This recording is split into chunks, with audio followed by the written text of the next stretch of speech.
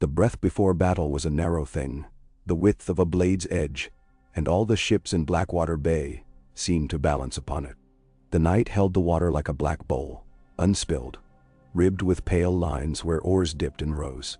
Lanterns winked along decks and spars, dull red, honey yellow, then swallowed again by the dark. The farther shore was a low smudge, yet there were places where torchlight climbed skyward and hung like blown embers against the great black silhouette of the city's walls. The smell of tar and pitch and old salt was thick. The slow slap of waves against hulls had the softness of a child's breathing. Even the gulls kept silent. The wind scarcely breathed at all. On the Black Betha's stern, Davos Seaworth leaned upon the rail and listened for the faintest change.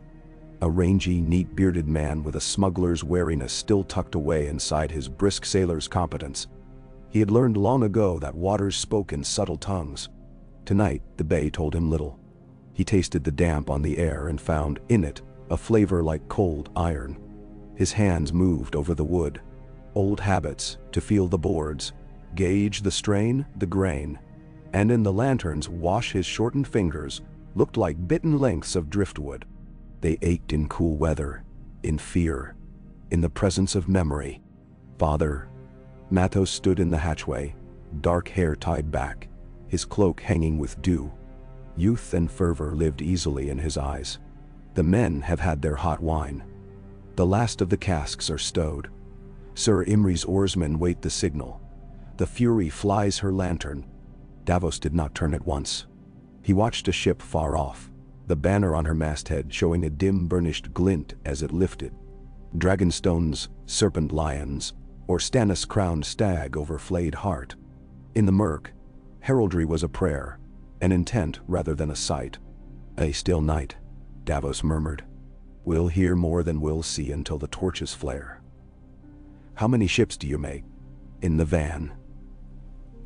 203 behind those then. Mathos caught himself and gave a crooked smile. He so loved a count, a tally well kept, a column that added cleanly, enough to fill a bay and break a city. Cities break men, Davos said quietly. No man's hand holds all the lines. He looked at his son then, and the lines of the boy's face were only the lines of youth. You've a prayer on your lips, say it. Mathos flushed but did as told, head bowed, voice low. The night is dark and full of terrors. Lord of light, keep us in your gaze. Then? Davos swallowed. The words sat like a splinter in his mouth. Days and nights he had tried them on, for love of his king and respect of the woman who had his king's ear. And yet they did not fit. Old sailors say the mother watches the waters, he replied, gentle to soften the contradiction. But a mother knows her children can drown. Keep your feet. That's a prayer, the sea answers. Then? Mathos' smile faltered. Melisandre says the mother is wood and paint, and wind only fills sails, because Arelor wills it. Melisandre says many things, Davos said. He watched another lantern lift in the night, and his heart counted with it. And Stannis believes many things because truth matters more to him than comfort. That is why I follow him. But truth is hard to find in the dark. Even fire dims given fog. Then shall. A boat scraped against their stern. Soft, careful. Davos' back stiffened. No oars clapped. He looked over his shoulder and saw below a skiff, 3 shadows bent to their work, and a 4th that did not bend at all. Red hair in a hood poured like wine over a shoulder. A lantern under a scarlet scarf glowed like a coal in the woman's palms. She did not hail. She did not need to. Lady Melisandre. Mathos breathed. All the fervor back at once, as if it had only ducked for a wave and returned upon the swell. Shall I show her up? Davos said. He heard his own voice and found it steady. Mind the slick. We've pitch on the steps. And now. The red woman came aboard with the grace of something that did not wholly belong to hull and rope and damp. The lantern scribed a dull circle around her that did not quite touch her face. Her eyes reflected it darkly. At her throat, the great red stone lay like a fire banked under ash. She smelled, faintly, of spice and smoke. "Captain Seaworth," she said, as if his crimes and his service alike resided in the title. "The Lord's light touches every wave tonight, though the men do not see it. We hold the greater fire. There is nothing to fear." "There is always something," Davos replied. "Even for kings. Even for gods, if they be wise." He gave the deck a small shrug, a signal toward the stern where, across slow water, the Fury loomed, a blacker darkness crowned with lanterns. Stannis' flagship sat like an oath, unadorned, unyielding. "You left his grace?" "Only for a turn of the hourglass," she said with a tiny smile, as if clocks and their dominion were a jest to her. "To speak with the man he trusts to find channels when king and lordlings see only open sea. Will you walk?" She drifted rather than walked, and Davos found himself pacing at her side before he shaped the decision. Mathos shadowed them without being asked, though he took care to keep a respectful distance. The crew looked anywhere but at the woman in red, even men who had begun, these last months, to wear the seven-pointed star less openly, pulled the cords of their cloaks around their throats as if to keep their heat from wandering. "What counsel would you have of a smuggler?" Davos asked. They passed a coil of rope that Matar had left too loose. Davos bent to nudge it with his boot. "Your fires tell you more than my nose." "They told me you would say that," Melisandre replied. She let the words sit a heartbeat, so he could taste their jest, then tipped her face toward the black lacquer bay. "Do you smell their fire? Not the honest pitcher pine. Something old. Something brewed in vaults and whispered over in forgotten tongues. It clings to the water down there. It waits. Mensa wander." Davos lifted his chin and breathed, long and careful. There was a taste to the air he did not love. A stink like lime and bitter resin, like oil that burned too cold. He had told himself it was the city itself, its drains and midden pits, its hundreds of kitchens banked low for night. But the stink was wrong. He had smelled it once, in a fishmonger's cellar where a foolish son had mixed lamp oil with a cheap apothecary's pride and taken the outbuilding with it. The boy had lived, barely, but he had not kept his eyebrows for months. Davos' fingers ached in the way they had at Storm's End, when the woman had opened her thighs and birthed a shadow onto stone. He hated that ache. "It is there," he admitted. "And if it is what I fear, there is too much of it to be honest. Something like oil that burns underwater. Something like false light," Melisandre said. "Green where the Lord's is red. Sorcery from old kings with black crowns. It breaks easy like glass, and then it eats." "And you would have us backwater now?" Davos asked. Hope rose unwilled and unwanted, buoyant as a cask. He glanced across the ranks of masts, the slow breathing of the fleet. "We risk our oarsmen in the channel if we go fast and bunched. But if we hold, if we crawl in careful, our bows to the current, not hold," she said. And her amusement flashed, white and quick. "Strike wisely. Listen to the small sound. Smuggler. And not only to drums. They have laid a throat of iron in the river. I have seen it. Ain. Now drowned below the tide. That will rise when the false fire has eaten. This I saw in my flames on Dragonstone. This I told his grace. He heard, but the voices around him were many.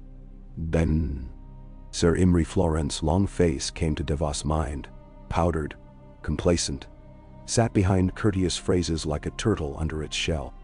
Lords were lordly when the sea had made them nothing else for years. Davos grunted. "If it is true, and why not? They'll hope the first rush carries us in. Then they pull, and the river becomes a pond, fire on the water, and no tide to carry its hunger away." She looked at him with indulgent approval, as one might at a child who found the right pebble among many. "Your oarsmen will be in it, your son. But the Lord's fire devours false flame as truth devours lies. Nenawan. Wildfire does not heed truth," Davos said. "The word, sour. Nor prayer, it heeds. Nothing. It burns. It heeds the greater fire, she answered softly. All flames speak to one another if the right voice calls, and shadow yields to greater shadow. She paused. You have seen that? He had. In a torchlit cave beneath Storm's End, he had seen a darkness with Stannis' face. He had carried that secret like a heated brand inside his ribs and never let it sear his tongue. Davos swallowed and looked aft again to the Fury. What do you want of me? Send the Black Betha and a few like her where you would never send them on a calm night, she said, and he heard the command inside the council. Not into the mouth all at once, not as a shoal of greedy fish. Skirt the shallows, that's Scraper's curse. Keep your men well spaced. Let the first ships nosing in be without full decks, without cargo fires. Keep them empty, light-footed, and watch the water ahead with more than your eyes. When you feel the tremor, when the bay's skin shivers, strike your oars back. There will be a wind where there was none. Her lips parted. The red stone at her throat pulsed faintly, as if a heartbeat swam there. I will send one. Davos stared at her. You will send a wind, he said, trying to keep mockery out of it. She would know mockery and make it profit her. There's barely a breath to lift a scrap of silk. We'll have to pull like sinners if we mean to catch the slack. Sin gives men great strength, she said, grave now. Do as I instruct, and you will live. And your son. And enough of the fleet to teach the false kings their lessons. She leaned nearer. The ruby's light seemed to fill his eyes. If you do not, if you thrust all at once into the black mouth, and they set their green beasts upon you, your oars will go quick to ash. The Lord showed me a river of emerald-devouring men, whose names I had not yet learned. Then now, the Lord shows you much, he said harshly, and Mathos flinched behind him. I'll take your counsel because some of it is my own, but if there are beasts in that river, the city put them there, not gods. And gods will not pull my oars back while the water boils. Melisandre's smile did not sharpen. That would have been easier to hate. It softened, and that was worse. Do not pretend you do not beg in your heart when masts creak and boys scream, she said, and the words were not condemnation. Most men lie about how they pray. You are not most men. Tell your son what to do. He did. He spoke in a low, quick voice to Mathos, about spacing and hailing the next ship with hand signals and horn, about abandoning a place he loved if the water grew wrong, about keeping the men's kettles empty, about unpinning rows of firepots and keeping their banks dry. He put his palm to the deck and felt how sound it was. He patted it, a lover's touch, a thank you in advance for keeping the footfall it would be asked to keep. Above them, the moon bled a milk-pale oval through thin cloud. On the Fury, a horn blew once. The sound slid down the bay and under the ribs of ships, making men rigid their shoulders, as if to keep the music from touching their hearts. A second horn answered from a galley nearer the mouth of the river, and torches flamed in a line where they had been blind. The van moved. Davos took the tiller himself. He liked to feel the ship answer him, and the Black Betha knew his hand like a faithful dog knew a master's palm. Beneath him, the oars found water. The men did not sing. Not yet. But the oarlocks made their own tired song. The sea offered them no bracing breeze. The oars did the work, and cabinets of firepots under tarpaulins thumped as the hull trembled to the pull. He set his rhythm slow. Ahead into port, a galley sidled a few boat lengths farther out than Davos, her captain glancing back, uncertain, impossibly round-shouldered in lamplight. Davos lifted his hand and flat-palmed the air twice. The man nodded. The galley's oars eased. A space opened like a narrow lane Londoners might have envied. Davos' mouth twitched at his own thought. What was London? Some wine merchant's tale about a city of fog where men wore wigs and wheels were iron. He shook his head. No time for tavern fancy. He watched water. Melisandre stood at the bow, her hood thrown back. She had bound her hair, but a few strands lifted, though there was no wind. The ruby glowed and dimmed, breathed and hushed. Sometimes she stretched her hand out, fingers slightly spread, as if feeling a hearth's warmth. Half a mile to starboard, King's Landing crouched upon its hills and promontories like some beast waiting. Davos saw the mudgate as a notch in the dark. Torches sent skeins of light down the river like fish scales.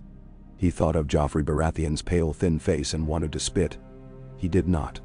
He sipped the taste of pitch and tried not to think of Renly's tent filling with shadow.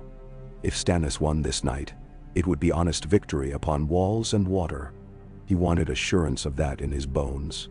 He wanted it so badly that the wanting seemed suspect, like greed. "Feel," Melisandre said very lightly, and the word was almost lost in oar creak and quiet grunt. Davos spread his palm over the rail. The wood was damp, nothing more. The sea did not whisper to him. He frowned and bent as if to tie a strap at his boot, and he dipped his fingertips into the bay. Cold. Diet. Grease. Perhaps the faintest film upon the surface. And beneath, the barest tremble, as a hunting hound trembles before it breaks. He straightened. "Backwater," he snapped, and the mate bellowed it, and the oars bit in reverse. The Black Betha sighed backward a length and a half and came up in her own ripples. The tremble became a ripple. The ripple raised as if a fish much larger than any whale rolled under it.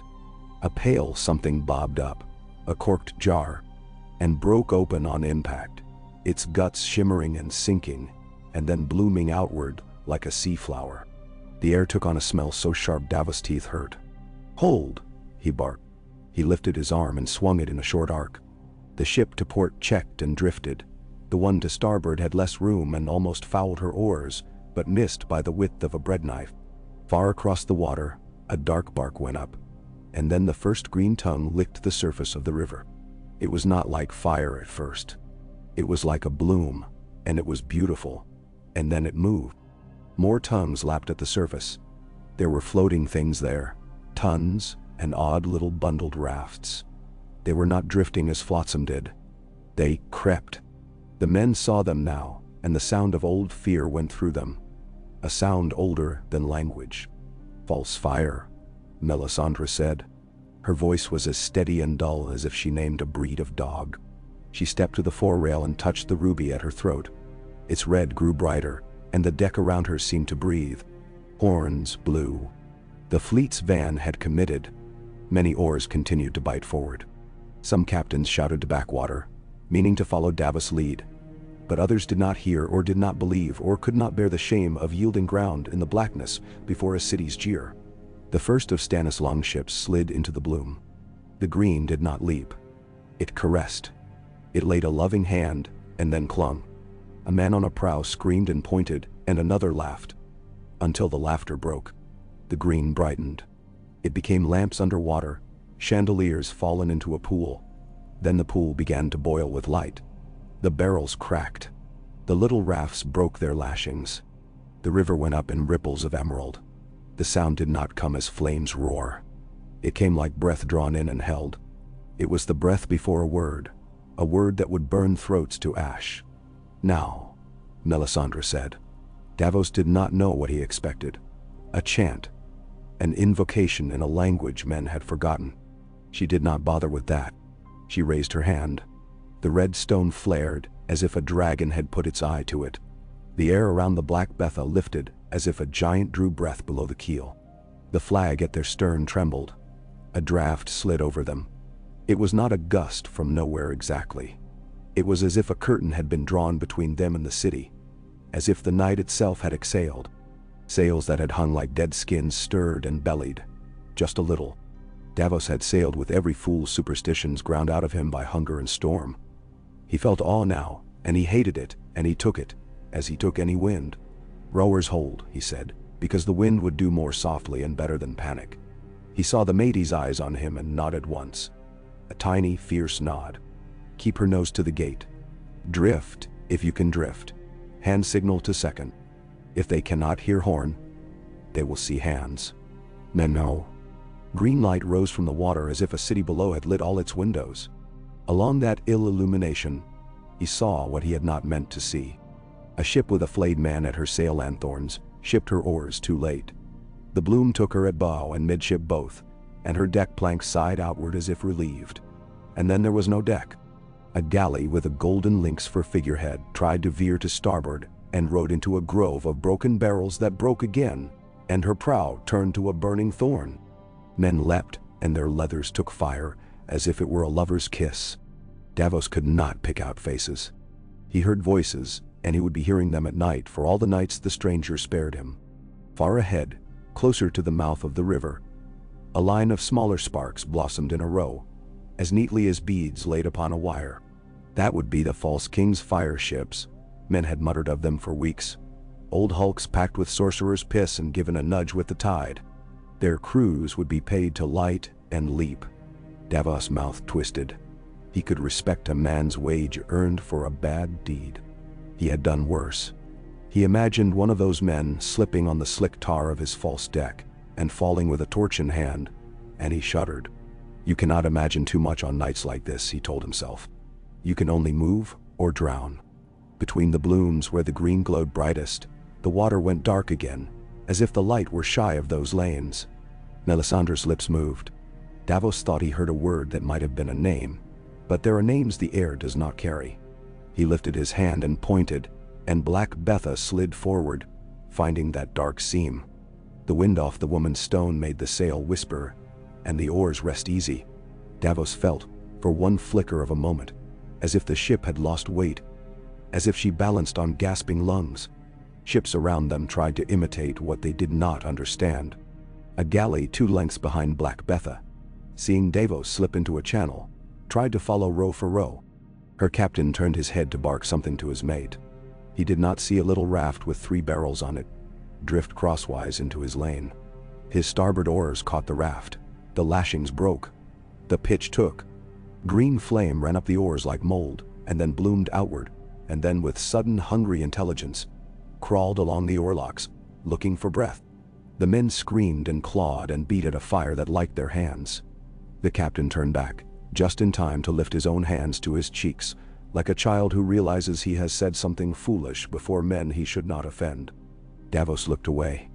He looked to the black lanes. Faster, Mathos said, not quite a plea. Father, if we are in the lane, we must use it. We must. We will not outrun what we do not understand, Davos said. He made himself sound hard and sure. The first in will test the teeth. The second in will learn what the mouth likes. We must not be either. Melisandre's hand lifted again. Her fingers drew a shape in air. A curve, a flare, a crossed line. Red beat under her skin. Her face was turned toward the city, and it was the face of a woman who smelled a kitchen where a child had been baking cakes.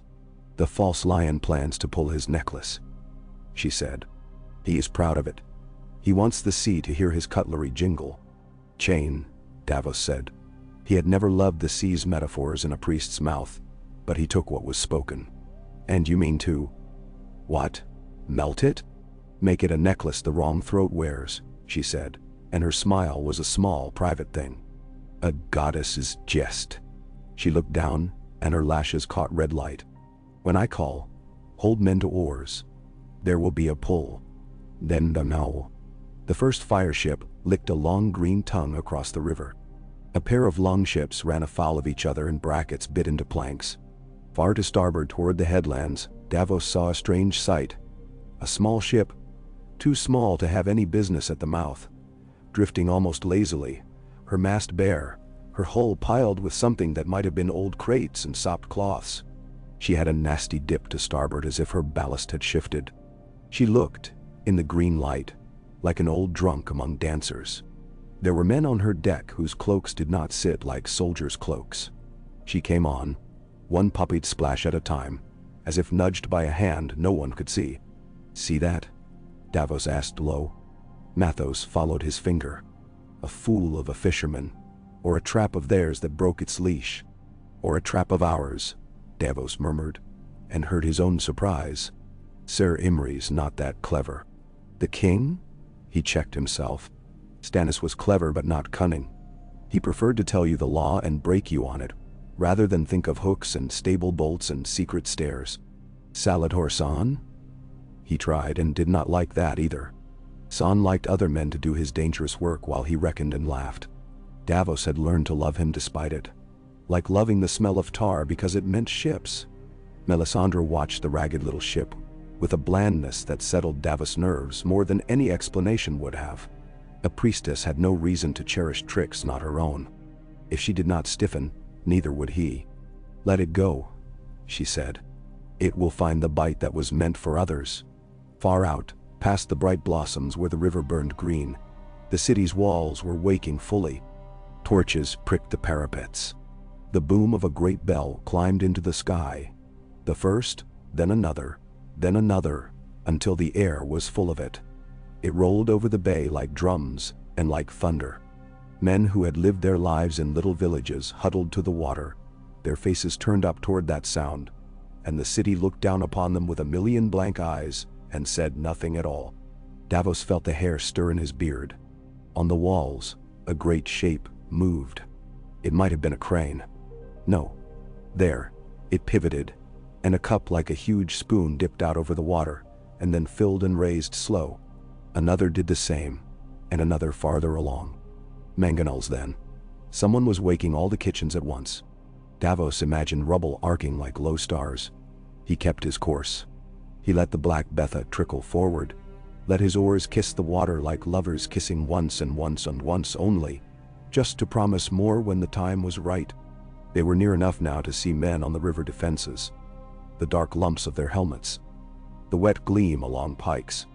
A torch went out there and another caught, and the light skittered along the crenellations like a fox. The river's mouth narrowed. The green flames hissed and climbed and fell. Davos heard something like a laugh from Melisandre, and knew it was not a laugh at all. It was satisfaction. He wanted to despise it, and found he could not. She stood on a striker's rock, and her quarry was exactly where she had said it would be. The river shivered. It did not roil as it had when the barrels cracked. It shivered like a taut wire plucked by a large finger. The sensation ran up through Davos' boots into his shins. To port, a long, low chain of something heavy ran under the water, a darker worm in the dark. Davos had never seen it with his eyes before, had believed it as men believe in winter, that it would arrive because it had always arrived for someone somewhere. But he had not known where to look. He knew now. It curved and glinted and slept under the green light, in a line that led across the river to somewhere invisible on the far bank. "Pull," Melisandre said, and her voice hit the air like a thrown cup. "All oars, pull." Davos did not question. He gave the command and the oars bit, and the black Betha leapt in a way that made men cry out. It was not natural, that leap. It was too quick and too eager, like a horse whipped at exactly the right instant to take a hedge clean. The ragged small ship they had noticed, a poor thing, a jest, came on its reeled course.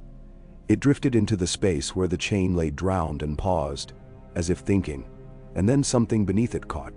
Its starboard drop deepened. It canted.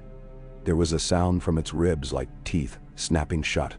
One of its decks peeled like skin, and something that had been damply wrapped slid free and kissed the chain with a lover's ardor. A flower of red rose out of the water. For a heartbeat, Davos did not understand what he saw. He had learned to expect green. Red came as a shock, nearly dull compared to the emerald rage all around, but it was thick, richer, and it did not flash. It seethed. It poured itself like molten iron along the chain, tendriling as if a smith's hand had coaxed it. The water between chain and ship writhed. On the wall, a man leaned to point and dropped his torch, and there were shouts that were not cheers. "It will not melt," Davos said. "Not thick iron, not in water." But his voice had doubt in it. "It softens," Melisandre said. She had both hands raised now, as if holding a heavy bowl, and the bowl had a lip that must not be tipped. "It weeps. That is enough." She breathed out a long, low sound. His skin pebbled. "Shadow," she whispered. "Shadow, take shadow." Davos saw it then, maybe only because he had seen the other thing at Storm's End. Where the red met the chain there was also, very delicately, a suggestion that the chain's shape had darkened, not with soot but with absence.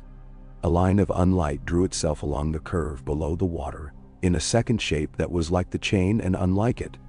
And he could not have said what he meant by that, only that the eye refused to rest there. The dark along the chain thickened. The red crawled. Somewhere under the river, There was a noise like a bellows emptying, and a blacksmith swearing at a failure. And then the chain shifted on its hidden pulleys. It lifted a fraction. It sagged. On the far bank, a windlass wailed as if a giant stubbed its toe. The chain began to rise, but not as the Lannisters wanted. It rose in a slant. It came up with the river's pull on one side stronger, the side where the ragged small ship had kissed and stuck. And when the far bank engine ground, the nearer engine grated, and when one called for a steady draw, the other gave back like a man who had burned his palm. The chain angled, and a space opened near the city's wharf side that had not been planned for. It made a slit of water between chain and stone. "Through there," Davos said, and even as he spoke he knew it was madness, because the slit was narrow and all the river's new rage wanted to close it. But the Black Betha was lean, and she loved danger, and he loved her for that. Through that, now. The oarsmen pulled. The wind that was not a wind filled the Black Betha's small canvas like a secret. They skimmed a green tongue on their starboard, and felt its heat like a slap. On port, a patch of black water sulked like a drum. The chains for rules churned and spun like coins on a tabletop. The slit tried to heal. Davos pushed his tiller a hair. He felt his ship listen. They slid. Behind them another captain tried to follow and bounced his prow upon the chain. And the chain caught like a cat's paw and shoved him away, and his men shouted and tried again. And the chain beneath them moved with the mind of a thing that had been given a trick, and learned it with joy. Green flames hissed a laugh around their hull. The Black Betha was through. They were into the river proper now. The mud gate loomed ahead, a dark mouth in the wall with a lip of slick stones, and beyond it streets sat as oblivious as a sleeping dog. On the parapets, men pointed, and the sound of a horn went thin and sharp. Davos squinted to starboard and saw a line of small craft along the quay. Fishing boats, river punts, which would be scurrying with frightened folk come dawn. He blinked back with the thought. He had been that frightened folk once. He was a knight now. The thought did not sit comfortably. Like new boots, it would blister if you walked too far in it. "Close!" Mathos cried, his fingers stabbing air toward a low shape that had slid out from the shadow of the pier house. Davos caught the shine along the curve of its bow. Iron-banded, a battering bar for a river gate. He hauled the tiller. The Black Betha answered as if she had been waiting to be asked. A bolt hissed out from the parapets and clattered across their deck to go whining into the water. Another took the life of a boy 2 benches back, and took the sound of his life with it. Davos did not turn. He could not. His world narrowed to tiller and water, and the taste of iron in his throat. Melisandre's breath came slow and even. He envied her that, hated her for it, took strength from it. The red stone pulsed, less now than before. He wondered at that, and did not ask. The river under the gate ran as all mouths do, sucking inward, wanting. Davos gave the ship her head to ride the draw and prayed. He did pray. Mother or father or light, it did not matter. He prayed to the wood under him and his own old luck. He slipped past the battering bar, and it was so close he could have leaned his cheek and been scraped. The iron's wet chill kissed his shoulder. He shivered, and then the gate's shadow took him and gave him back, sudden as a slap, and there was the slanting wall within, and men with pole hooks thrusting down. "Hooks!" Mathos yelled, swinging his oar like a cudgel at one and knocking it away. "Hooks! Hooks!" They could not be allowed to hold them.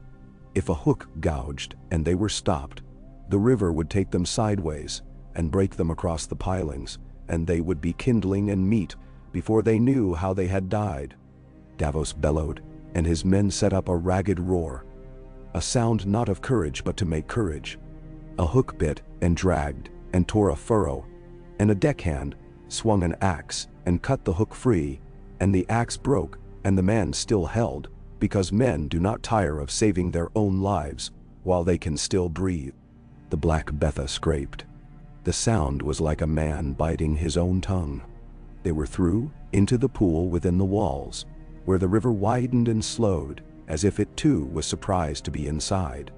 The walls shouldered the roar of outside into a muffled far thunder. Overhead the sky was a narrow scarf of cloud. There were cries here too, and bells, and an odd bright music like pipes. Davos tasted smoke that was not from sea coal or pine. He lifted his head and saw, neat as a line of soldiers in a parade, a row of clay pots with fuses upon the parapet above them, and the fuses were all the same length, and a man in a leather cap took a taper very carefully from a boy and put its flame to the first fuse and smiled without showing his teeth. "Down!"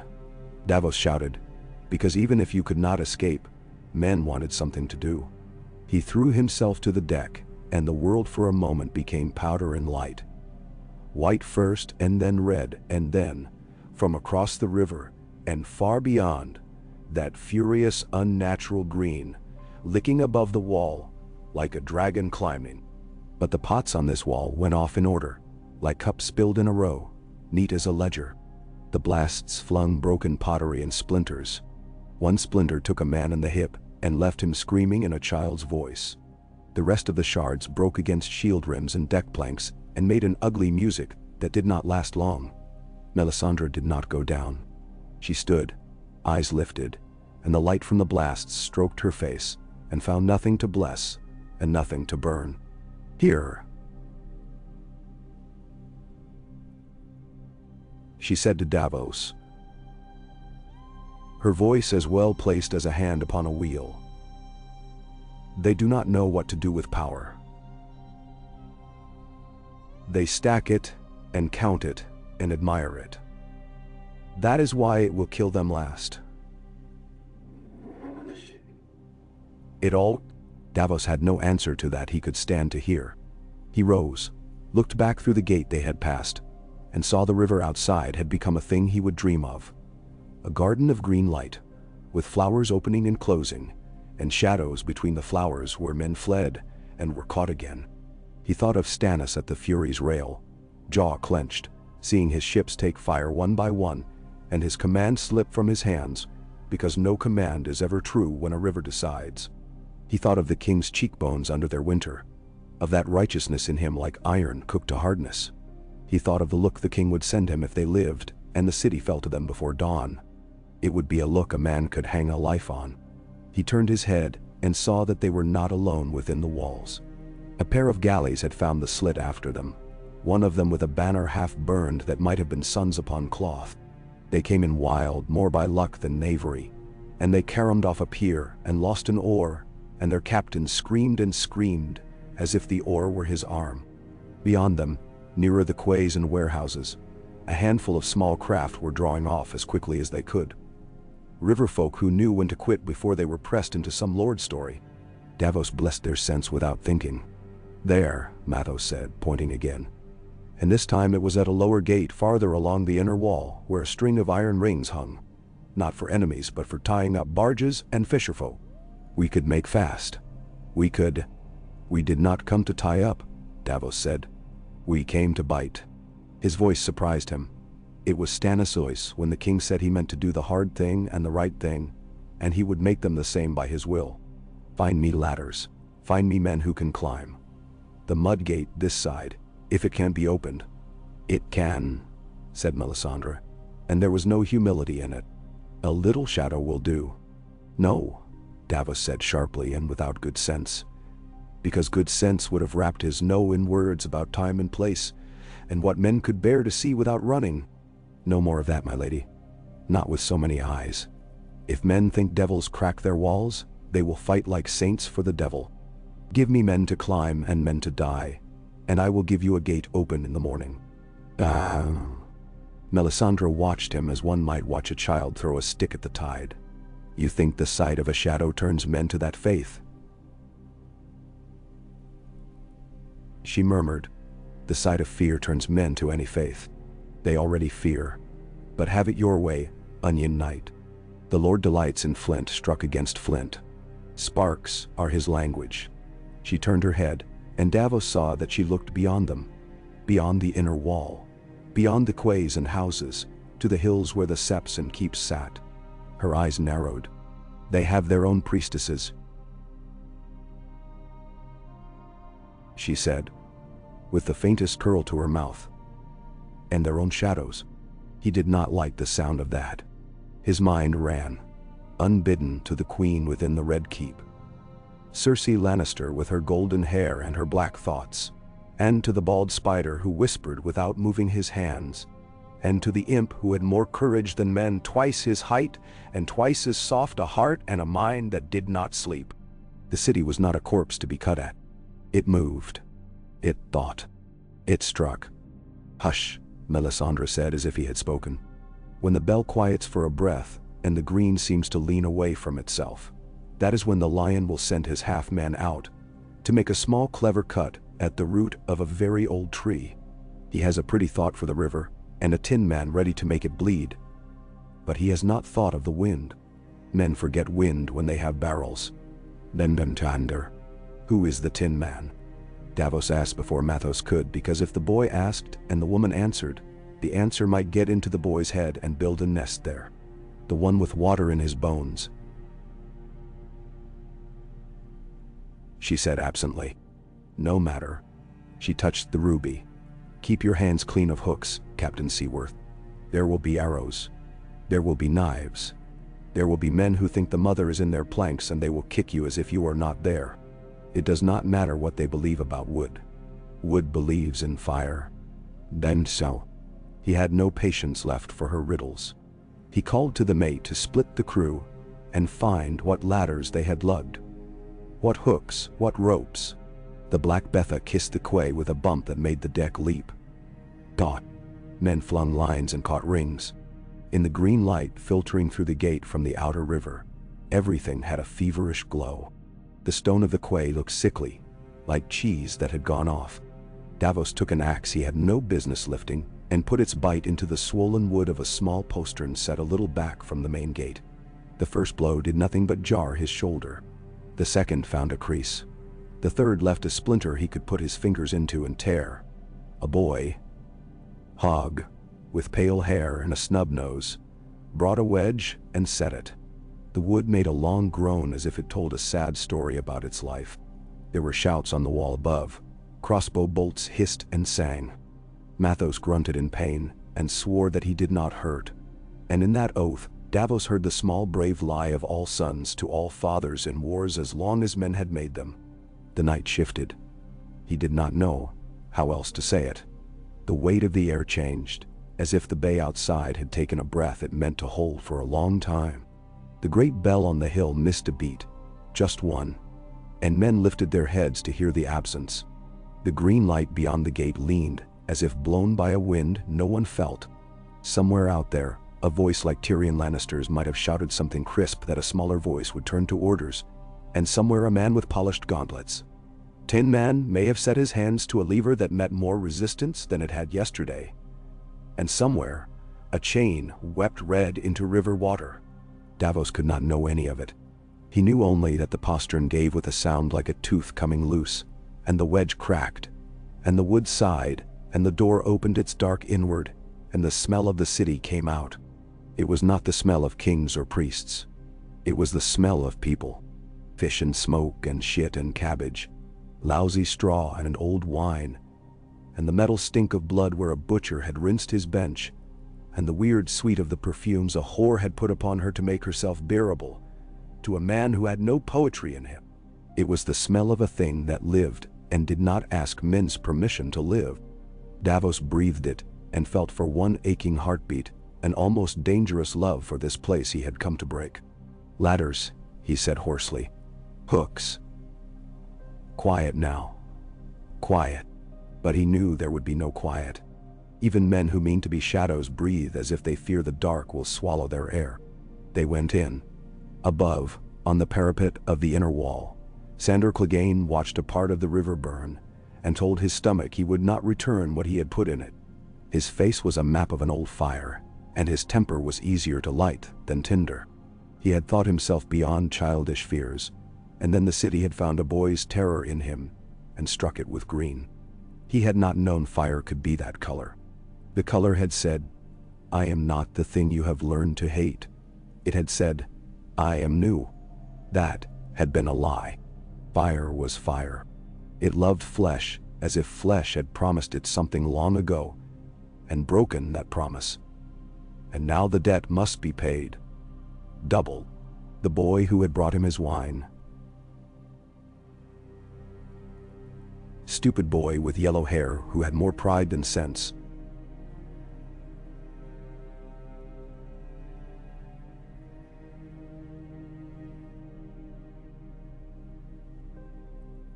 Stared at the river with an ache on his face. As if the fire was a woman. "It's beautiful," he whispered. And the hound thought not of slapping him but of pushing him off the wall to go find beauty up close. He did neither. He might need the wine again. "Hold the line, sir," a captain called, cheerful as if he were naming hounds for a hunt. Sandor flexed his fingers on the hilt of his greatsword. The leather creaked. He wanted to run. He wanted to set his sword down carefully like a tired thing one returns to a shelf. What he wanted made him angry, and his anger made him himself again. He sucked his teeth and spat greenward, and the spittle came back hot on the windless air. A man near him pointed down. "There, look. The bastards have their ladders to the postern. Who let them through?" The man looked for a scapegoat, as if one might be hiding in his own clothes. "Who let them through?" "Fire let them through," Sandor snarled. "Ask the fire if you like." He turned his head and saw, in a queer slot inside the wall, more a notch than a proper gate, a handful of shapes moving upward like lice. He lifted his shield and heaved forward to the top of the steps that led down to that notch. He did not fear a man's knife. He feared only that green, and those little flames were far enough away, and had many men to keep them company. He met the first climber with a downward cut that did not try to be clever. It need not be. A ladder steadied by men who did not want to be there steadied badly. The blade bit, and a head turned into meat. Blood washed the rung, and the next man slipped upon it, and scrabbled, and left some of his fingers on a splinter the next man would find with his belly. Sandor paused neither to count nor to gloat. He raised his shield as a bolt struck it with a thunk, and then another thunk, and then a what? He looked down and laughed a hard, amused bark, for some bastard had thrown a kitchen knife at him from below and stuck it like a swallow's beak in a barn door. He kicked the ladder, roaring, and men fell off it as ants fall off a broom handle when a child is cruel. He heard singing then, a strain of something heathen, a woman's low voice riding the air like smoke. He could not tell whence it came. It put his teeth on edge. He cried out a filthy word to drown it. The men around him looked at him the way boys look at a dog that might turn and bite if their games grew rough. He grinned at them and let them fear that instead of the song. Atop the inner wall, Tyrion Lannister stood on a crenel and tried to see everything at once with two good eyes and a head that loved problems. The problem tonight was that it had too much to love. The battle smelled like old coins turned out on a table and shoved around with greasy fingers. The wildfire did what he had paid for it to do, and more than that, and less. The chain had moved as he had hoped, and then moved in a way that had not been in any of his careful ways. Somewhere, a piece of the city he had come to care for would be catching fire because some poor man had knocked his candle over as a cat ran between his legs. Somewhere else, a rack of lambs in a butcher's stall would be roasting nicely, and a harried wife would be grinning and shoving a child's hand away. Tyrion had always found that quite enough human life took place in a single city to make war an absurdity. He had learned that absurdity did not prevent anything. "Why do they come in there?" he asked aloud, to no one, and then saw why. The chain had cocked like a drunk's belt and left a slit, and the green, which he had hoped would fill every mouth of the river with its busy tongues, leaned away from the slit as if it had been told that there was no bread for it at that table, that the little ragged ship had found and kissed the chain just there. He tried to take joy in it and found he could not. The gods had their own jokes, and he did not enjoy being the butt of them. He raised a hand and made a chopping motion, and Sir Mandon Moore, to his right and half a step behind, lifted his visor the length of a knuckle and said, toneless, "You desire we take men down there, my lord?" "I desire we stop men from walking into a city I need to keep," Tyrion snapped. But not at Mandon in particular, because Mandon had had all his particularness sliced off him, with whatever other bits had been trimmed, to make a Kingsguard. Tell the archers to make the postern their sweetheart. Tell the men with pots to throw them where they will make men scatter rather than simply die, because dying is brief and scatter is catching. And he peered downriver. Fire ships drifted as planned, then snagged where not planned, a grand metaphor for governance.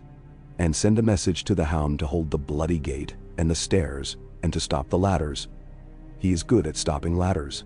He inhaled and tasted fear in his own throat, and found, as he had before, that fear sharpened his wit if he did not let it petrify him. The wind shifted.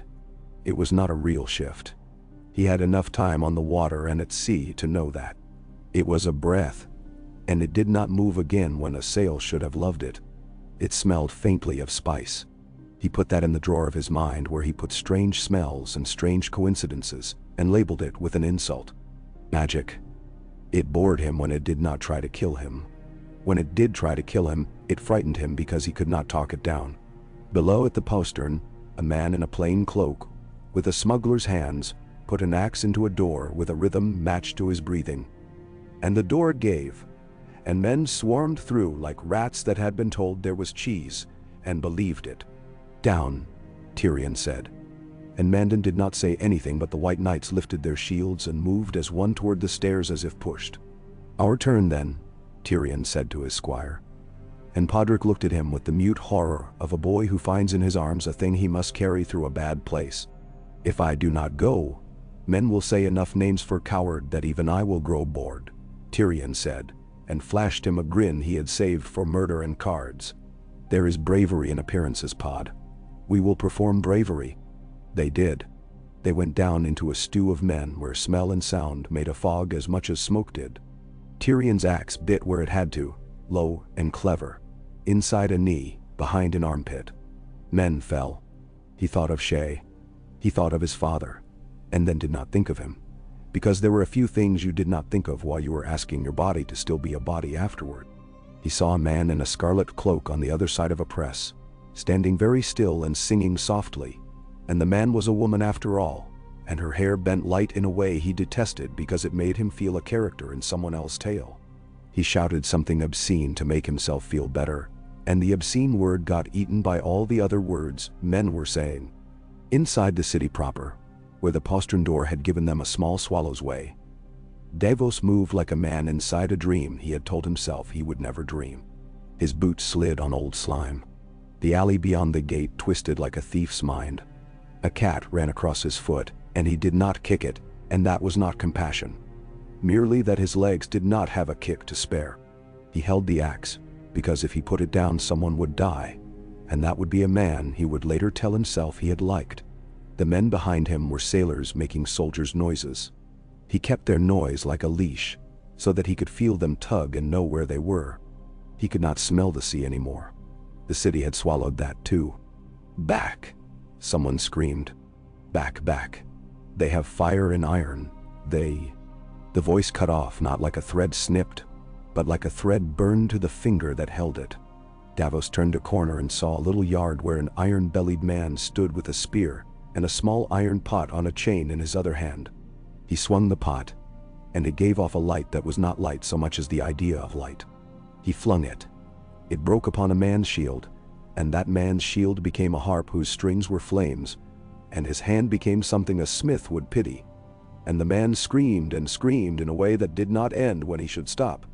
And two lads broke and ran because boys are not meant to hold that. Davos could not hate them. He threw his axe and hit the iron-bellied man above the knee. And it was not the throw of a hero. It was clumsy and low, and it did not kill him. But it made him remember something, perhaps his own blood, and he fell. And they took him alive with knives because they wanted someone to be alive on their side of this, that would be alive on the other side of it. That would be alive on the other side of it. Ropes, Davos said. Hooks. Find me the latchwork at the gate. It will be down a little stair, if the gods built this place like every other. Then so. The gods built nothing, Melisandre muttered, and he rounded on her without thinking, and she lifted an eyebrow, and he turned back, because the latchwork was the business at hand, and not his dislike of how she carried her certainty like a torch she could not be made to drop even with an arrow through her palm. He found the stair. It smelled like oil, an old dust. He descended with 2 men, and they took a 3rd step that was not a stair. It was a loose plank set as a lie, and the man behind him fell with a cry, and Davos grabbed for him and got his elbow, and the elbow came free under his fingers, and he had hold of nothing. Men curse less in such moments than balladeers think. The man said only, "Oh," and then hit something that would smash him, and then all the other noises came surging back. Below, in the little room, thick iron bars came through the wall and slid through a frame that had seen better days. The bars had teeth like a beggar's. There was chain. Davos hated chain that night. He spat and rubbed his hand and looked for the lever that would lift those bars. He found it. It was a beam of oak with handles worn by years of hands. He set his shoulder to it and pushed. It did not budge. He set 2 men to it, and 3, and it moaned, and moved a 1/4 inch and an inch and a half. And then it squealed like a pig and came down another inch, and the bars in the wall climbed a hair and another hair, and then stopped as if they had had enough. "Grease," Davos panted, and they found some and slapped it on with hands, and the Lord of Light woman touched the beam with fingers that left a film of something warmer than grease, and Davos did not ask, and they pushed again. The bars rose. Outside, the roars and the bells made a song with no words and no tune any sane man could remember. They gave it another heave. The bars lifted enough that a rat could stroll out kingly, and then enough that a man with good shoulders could crawl, and then enough that a knight in his cups could stumble, and then enough that ships could bleed when the gate opened to drink them in. Davos' muscles screamed. He screamed with them. He had not known he could. When the bars were up, the mechanism locked with a heavy clack, like an executioner's hobby. Davos sagged against the wall and laughed once, very softly. Melisandre stood with her palm on the lock, and the ruby pulsing, and her eyes half closed. "Open it," Davos said hoarsely, and a man on the stairs said, "It's open." And Davos realized the man meant the door upstairs, and not any mystical mouth, and he laughed again because men used the words they had, and then he ran. The air at the gate's mouth hit him like a giant's cough. The wind had changed. Again. That fake wind. And the smoke moved sideways, and Davos saw the river outside clearer than he had hopes it would be for any living man. The green was listing as if tired, as if something patient had told it there was a bedtime. In the lanes between the green's clinging bodies, he saw long black shapes like eels, the surviving longships nosing inward with a hungry grace. Beyond them, farther out, the Fury shouldered a burning wreck away like a stoic who did not even bother to sneer at an inconvenience. At her rail, Stannis Baratheon stood very still. For a heartbeat or 3, Davos' world went small and bright. He saw the man he had chosen. Jaw a line you could draw plumb on a wall, eyes like cold sky, mouth tight against softening. He thought of the world as it would be, if that face were the one men saw when they thought of Crown. It would be a harder world, a cleaner one, a lonelier one perhaps. But just like winter when the injustice of summer's drought is wiped away and all the fields sleep under the same veil. He had gambled his life and his sons' lives that such justice mattered. He had put months and years of his breath into that belief. He saw it standing there amid bad lights and smells and the noise of frightened men, and he felt something in him drop anchor into that image. If the city fell, if flames boiled in vaulted cellars and high towers fell quiet forever, there would still be a line drawn. He could live with lines. Men like him did their best work along the edges. Others pretended were broad lanes. He set men to the windlasses that lifted the wooden leaves inside the stone throat. They creaked and protested and moved. Men above them shouted and died for or against what the leaves would reveal. Melisandre did not help with muscle. She had done the other kind of helping, and the men would tell the tale of that help whatever you said to them. Davos would not like the tales. He pulled anyway, making a story he could live in. When the gate's mouth gaped enough that a boy could have slipped sideways through it, the river's draw took the rest and hauled one leaf, and then the other with a wet slap that rang down all the tunnels below. The mud gate opened. On the river, the green leaned back as if told a different tale by a different storyteller. And for a breath, the night let the real dark in. The fury turned on that dark like a thing that had been waiting behind a curtain to hear its cue. She surged. She led. Men on her forward deck roared a name. It was not a god's name. It was the name of a man they would rather obey than be. If a city can hear its own doom, that city heard that name then. On the parapet above, Tyrion Lannister stood with his axe sticky and his neck burning under his gorget, and stared at the gate and thought. Very simply, ah, so that is where the song turns. He turned his head to say something to Sir Manton Moore, something clever perhaps about improvisation and hope, and saw not a white cloak at his shoulder, but a shadow there. No, not that kind of shadow either, just absence, and then a flash of motion low down, and he turned back in time to meet a face that was not a face of any man he knew, but was simply the face of a tired soldier with a pike who had seen a dwarf and had been taught to hate it. The soldier thrust. Tyrion's shoulder took it. Pain flared like a too-fast sunrise. He swung his axe as he would have it a stubborn knot and felt it go through. Back! Someone screamed. Back to the second wall. Hold the King's Gate and the Red Keep. Back! He looked to see if the voice was his. It was not. It could have been. It would be. He lifted his axe again and thought of Sansa kneeling before a god's wood, where no gods lived, and praying to something that might be mercy. He thought of his father, riding hard, iron in his hands, late and sure. He thought of Loras Tyrell wearing a woman's flowers like a man's trophy. He thought of Joffrey on the battlements telling men to die, and thinking this was what kings did, like ordering new clothes. The Hound stood at the top of the steps to the postern and watched the mud gate's mouth open like something obscene, and rage went through him cleanly. Good. That gave him something to prefer to fear. He roared and cut and kicked, and his boot met a belly, and a man went away down the steps and took other men with him. The smell of fire was everywhere, which meant he had room for nothing else in his head, and that left no room for thinking of what one did with gates when they opened and men poured in. You cut them. You cut them until someone told you to stop. If no one told you to stop, you stopped when you were tired or dead. He did not plan for either. Plans were for little men who wanted to feel larger by telling themselves stories about tomorrow. Within the gate, upon the quay, Davos wiped his hands and looked at the open mouth and felt no triumph. He felt purpose. He signaled with his hands, the little language sailors made when wind and water laughed at horns. He sent Black Betha backing into the current's suck and then forward again in a neat slow quarter turn. A dancer who knew her steps better than the piper. He saw Mathos' mouth moving with orders he had not needed to teach the boy, because the boy had learned them watching his father. He made a small motion with his chin that was a blessing. The boy did not see it. Davos liked that. Blessings are better when they do not make their way into a man's pride.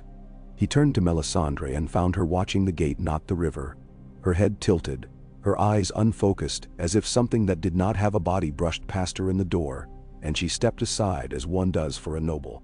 It is done, he said, and his own voice had caution in it. We have given his grace a throat to take. Now we must not choke him in it. She lifted her fingers and touched his cheek with the lightest caress, and he fought not to flinch. You think your king would choke on victory?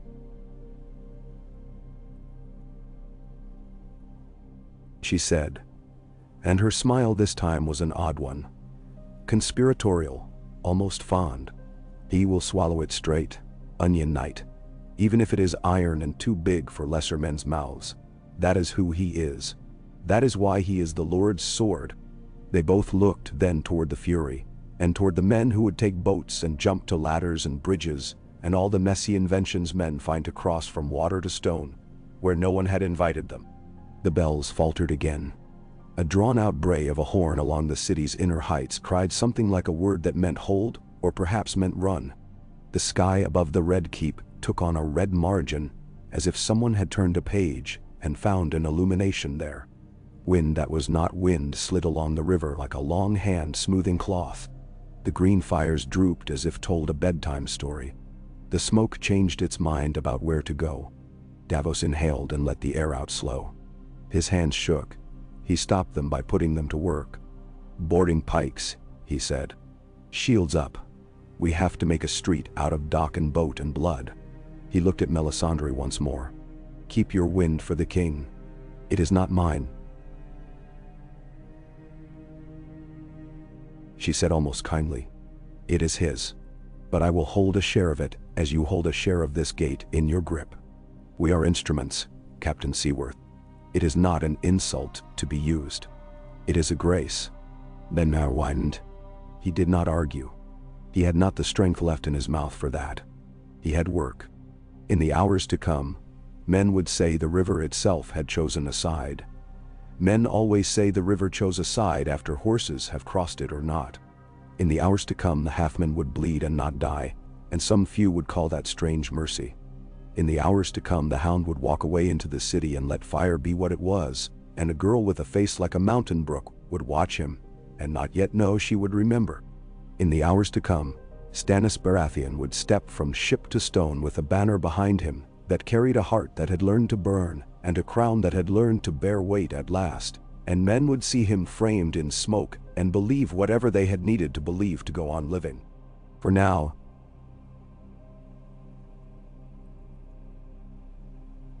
the gate's mouth gaped, and the river sucked, and somewhere far off a woman lit a candle for a god who did not know her name.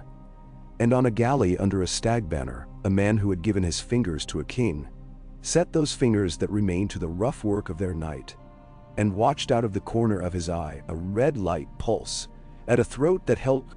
He thought it, and knew there would be no time for such reckonings. He thought it anyway, and then the first of the king's men leapt from plank to stone, and the dock became a street, and the street became a battlefield, and the knight's narrow blade turned its edge from balance to cut. Wow. Ka. The dock took on the shape of streets because men insisted upon it. Plank edges became curbs at their shins, bollards turned to cornerstones, and gaps between hulls narrowed to alleys where breath met breath, and mixed with salt and smoke. Davos led at a pace that seemed slow inside his skull and furious to his legs. Mathos kept to his right shoulder with a bordering pike and a sailor's stubborn mouth, counting in that mind of his that loved to cut night into pieces. He counted men, counted steps, counted breaths between the cries, as if the numbers could make a bridge over chaos. "Hold close," Davos said, and then had no more use for words, only for the weight of the axe and the manner in which men fall when they do not mean to. A Lannister man-at-arms lunged at him with a boar spear, the thrust eager and high, trained for boar, not men. And Davos caught the shaft with his forearm and shoved, and the iron head rang off a post behind him, and shaved chips, and Mathos' pike tip slid under the man's chin, and found the soft under his jaw, as neatly as a clerk finds a line in a ledger. They moved forward by spans, by fence rails, by the length of a broken oar. The city's song changed key as the mud gate came open. The bell on the hill missed its beat again and again. Men could not keep time in their terror. Above and to the right, where the inner walls sat, a great shape swayed. One of the city's mangonels, slow to load and slower to mind.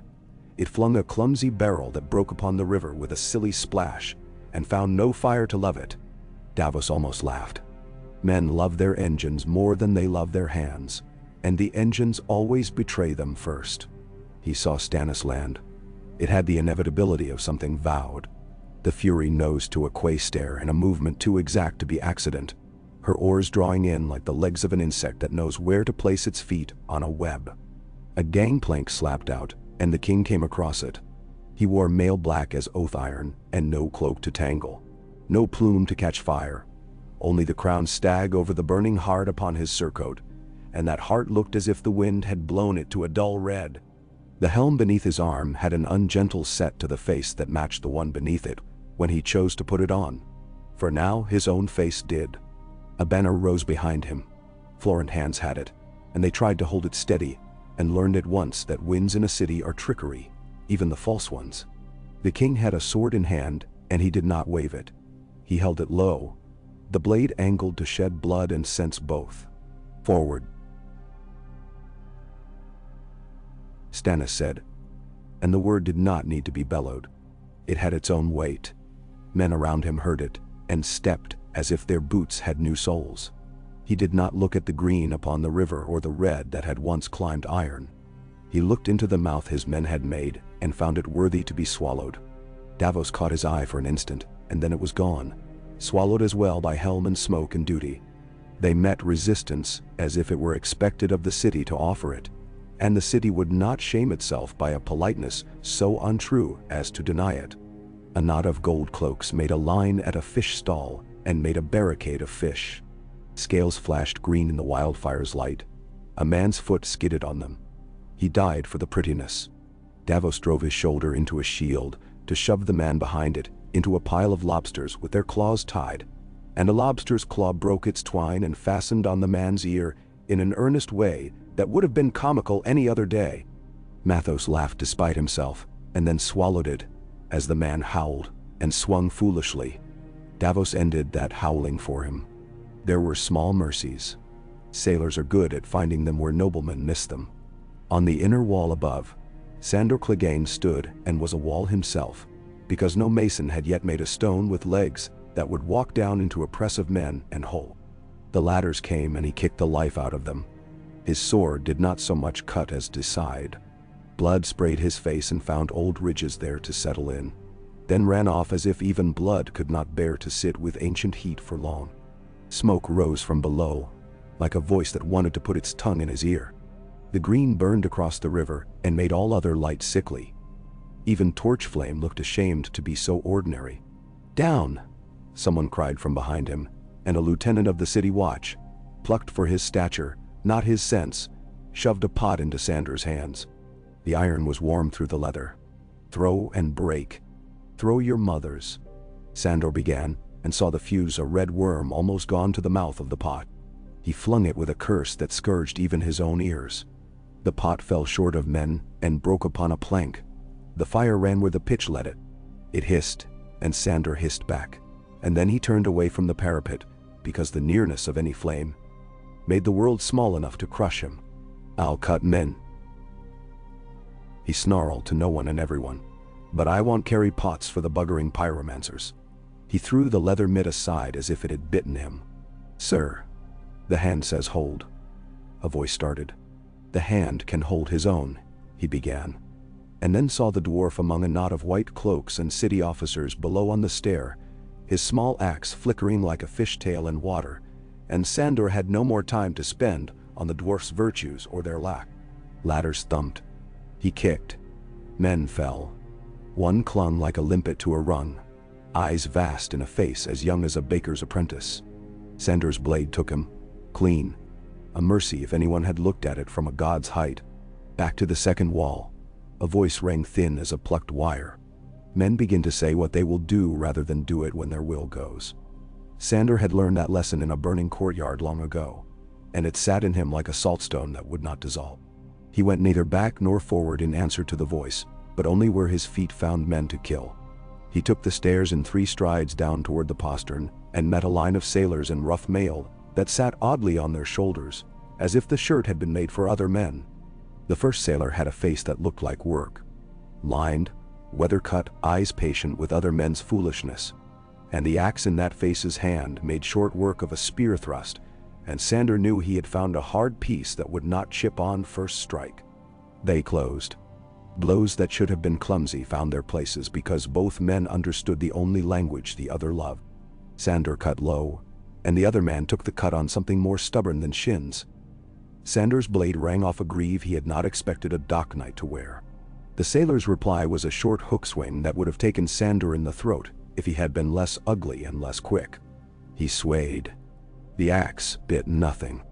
They breathed into each other's faces and smelled each other's fear, which is the only honest way men know one another. "Come on then," Sandor grunted, as much to himself as to the man in front of him. Davos recognized the hound's burned face as a man recognizes a storm that will drown ships but will not put out the sea. He did not say the name that men loved and hated for that face. Names do not make blows true. He let the weight of the axe decide for him, and not his anger.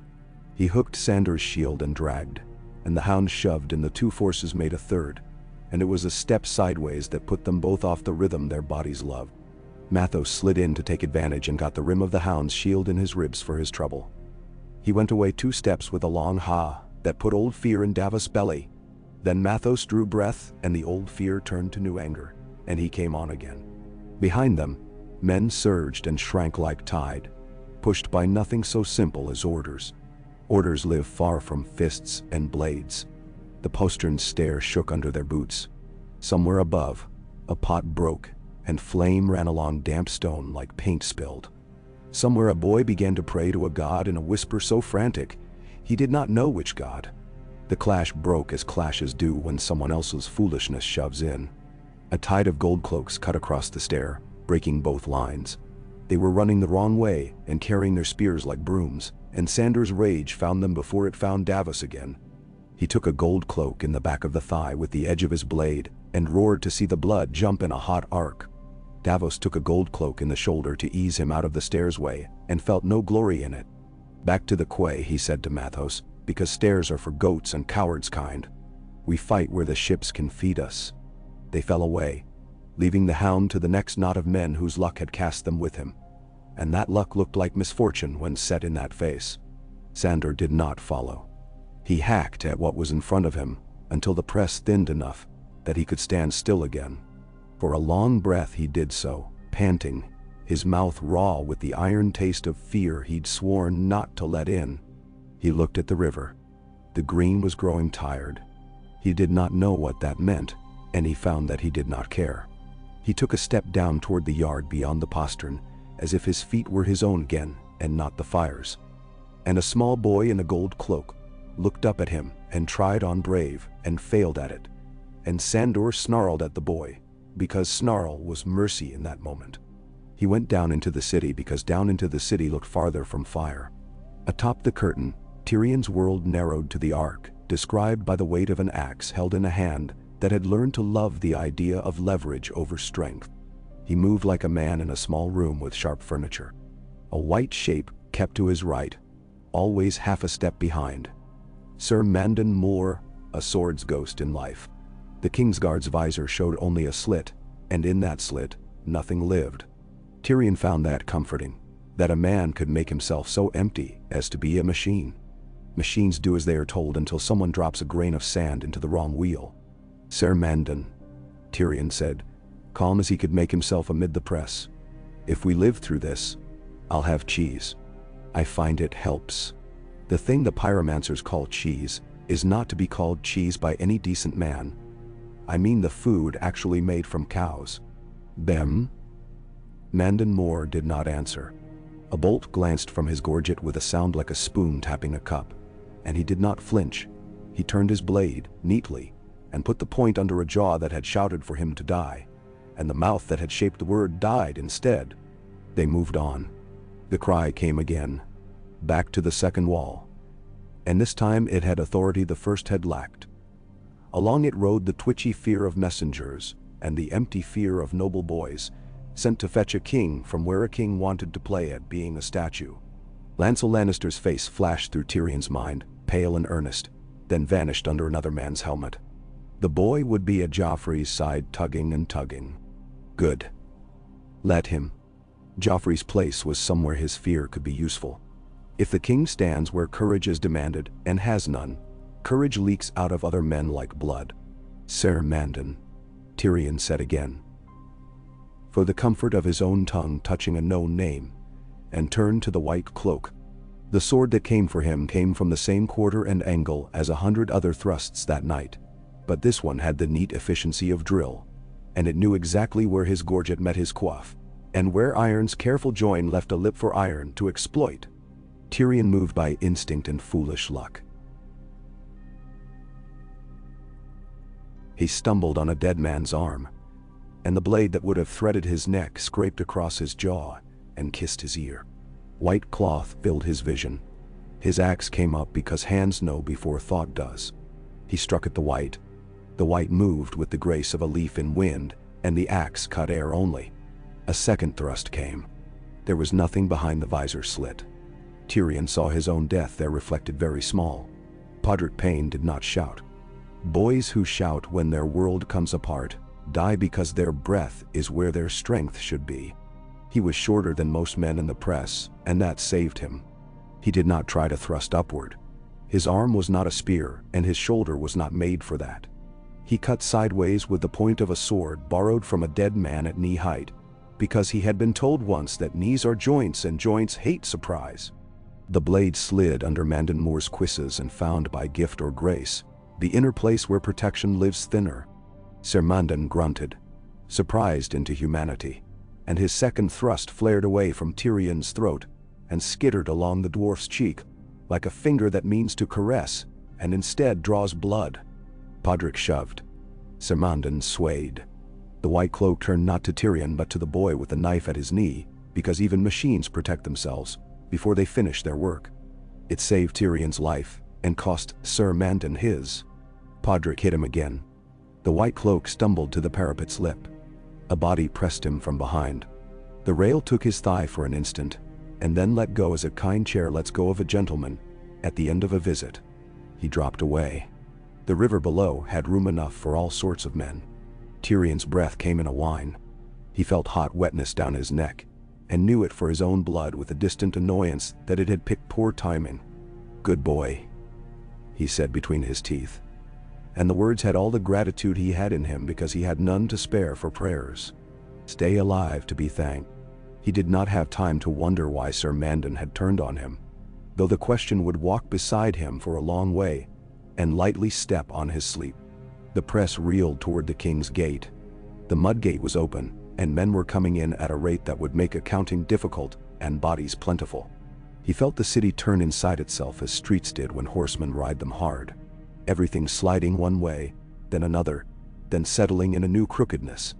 "Back to the Red Keep," someone cried at last with a voice that meant it. Tyrion wanted to beat the caller's head against the stone for the words, before the words had their time, and did no more than swallow the urge and keep his feet moving in a direction that would put meat between Stannis and the Boy King. On the quay, Melisandre tilted her head to listen. The battle spoke in tongues, and she had learned them all because fire taught them to her. The Emerald's language ran out of breath. The bells' dews wore thin. The drums that men brought to beat courage into air went ragged. Under these, little noises rose. The clack of chain where its weeping had been cauterized, the slap of wet rope, the whicker of a horse frightened by smells no pasture had ever held. She breathed through her mouth and tasted fear like an herb. It sharpened everything. A handful of pyromancers had gathered at the corner of a warehouse, their leather caps askew, their faces smudged, their eyes wild. Halling the pyromancer would be with them or near enough. His round face sat on a rounder body, his hands delicate as a glassblower's. He hugged a little pot to his breast, as if it were an infant, and looked about for a mother. Melisandre walked to him, and for a moment he did not recognize the kind of thing she was, because his world was full of his own green, and the red at her throat was another fire, and men do not hold two fires in their head when one is threatening to eat them. He started as if woken. "Your art is old," she said, not unkindly. "It is a dark child of a darker father. It burns too long and asks nothing but itself." She held his gaze as one holds a nervous horse's. "Call your men away from the river. The wind does not love their work tonight. It was meant to love it," Halline said, miserable as a cook whose pudding fell. "The winds were measured and tested. The channels. The winds were not yours," she said. "You were clever at custom and forgot caprice. Gather what is not yet wasted, pyromancer. Keep it in your cellars. A red dawn makes green flames sulk, and you will live longer if you sulk with them." She lifted a hand and smoothed air as she had smoothed water earlier. The little flamelets that clung to tar at the warehouse lip winked and let go their hunger, as if ashamed to show themselves in front of a grater. Halline's mouth worked. He wanted to argue because men who have counted every measure like to balance the number table against the world. He swallowed the argument because he liked living. He bobbed. A bow that could not decide if it were a bow, and decided at last to be gratitude. He scuttled his men deeper into shadow. Melisandre let him go. She was not here to kill artisans. She minded swords and banners. Her eyes went to where they mattered. Stannis, the heart and will of this night. Davos fell in with a surge that had the king at its center. The press with Stannis did not have the random ugliness of other presses. Men in that knot moved with a cold simpleness that even the enemy could feel. The king's sword rose and fell with an economy that shamed flourish. There is a sort of courage that wastes itself on gestures. There is another that keeps its blade oiled and says nothing. Stannis had the latter, and just enough of the first to make the latter visible. They made a street of the fish market, and then another of the lane behind it, and then another from a crooked run by a coppersmith shop, whose door charm jingled and jingled as men blundered into it dying. They pushed toward Fishmonger's Square because squares are what kings mean when they say city. A girl's voice laughed somewhere overhead behind shutters, or it might have been a man drunk on fear. An old woman sat on her doorstep with a broom across her lap as if it might yet be morning and she would use it. She did not look at the men who went by. Men do not look at ants when ants flood a floor. Ants do not look at men when their hill breaks. Everyone looks only at what their feet must not step on. On Aegon's high hill, in Maegor's holdfast, the queen drank. The wine was deep, and the sweet clove under it made her tongue numb at the edges. A pewter flagon sweated against her palm. Sir Ilyn Payne stood in a corner like a thought. No one was thinking aloud. Sansa Stark knelt decorously in a chair that had been too big for her when she had first come, and remained a size larger than her now. She had learned how to fill it by placing her hands, by arranging her skirts. A boy, Tommen, slept in a wadded heap like a puppy, and a maid drew a blanket over him and glanced at the queen, with the glance the small give lions. Cersei's hair shone though few saw it. The candles loved it. She listened to the bells, and where other women would hear bells she heard foolishness. Bells rung when men wanted drama to do what duty refused to.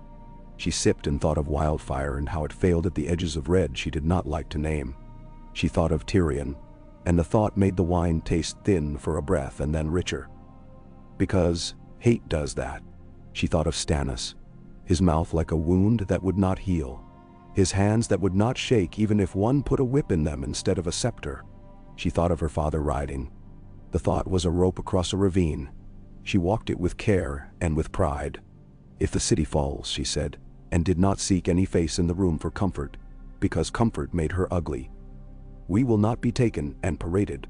Her hand flicked toward Sir Ilyn. I will not be a prize. Remember that. And Sansa's lips moved, praying to trees that had not grown in the stone heart of this place for 200 years. Still, prayer is not for ears, but for hands later, if they come. She sat very still and thought of the hound. His eyes like bruises upon a face already bruised, his smell of horse and iron and wine. She thought of the way he had looked at fire and been made a boy again, and the pity in her swelled, and she hated it. She thought of the song she would sing if she were far away and had a lute. She thought of the boy king shouting from a wall, his mouth ripe with orders and his eyes empty of understanding. Joffrey shouted from a wall. Lancel tugged. Your Grace, the boy squire said, breathless in armor too big. Pain written in his face like a note left in an obvious place. The queen commands your presence in the Red Keep. There is urgent. He did not finish the sentence because men do not get to finish what is larger than they are. Joffrey snarled at him and called for the hound. Ser Sandor, he cried to a wall that did not answer. My dog. The dog had gone. Someone told him as much, not unkindly and not kindly. Joffrey's face felt the air that truth makes around it and turned sour. Back, he said suddenly, craven as one who runs and names his running retreat. Back to the keep. He left the wall with a ruin of men behind him who loved him and hated him and could not put either to use. Tyrion saw the boy go. He did not waste breath cursing it aloud. He turned and did what had to be done when a city's front is taken from it. He made a new front. To me, he cried, and the words were both courage and theater. He did not shrink from either. To me, men, we hold here. He put his small body where a larger man would have been better, and he made better of it by having the idea first. Men love an idea when everything else has turned to meat. Your face, Podrick said, staring. And Tyrion laughed, because if he did not, he would cry, and if he cried, he would choke, and if he choked, he would die. Later, he told the boy, and wondered if there would be any later that was not a joke. Down on the fish market's cobbles. Stannis pressed. The man had a hunger in him that made the men behind him feel full. He did not look toward the Red Keep as early victors do, drawing castles in their minds with ribbons upon them. He looked at the next knot of men. A knight in gilded half-plate took his sword upon his own, and found that his gold did not help. Stannis did not waste a breath upon the knight's fine words. He did not speak. He cut through the gold the way one cuts through thought, with decision. Men behind him raised the standard with a burning heart, and learned how heavy a thing like that is when wind does not care to hold it for you. Ladders, Stannis said, pointing to the second wall, the next teeth in the mouth. Hooks. Rope. He said it as a list on a board. Men fetched the items of the list because the list demanded to be made complete. Davos saw a white shape emerge at a curve of the inner street and knew it for Kingsguard before his mind named which. He did not seek the face. Faces waste your arm. He lifted his axe and brought it down upon the man who flanked the white with a pike, because pikes in streets are worse than pikes anywhere.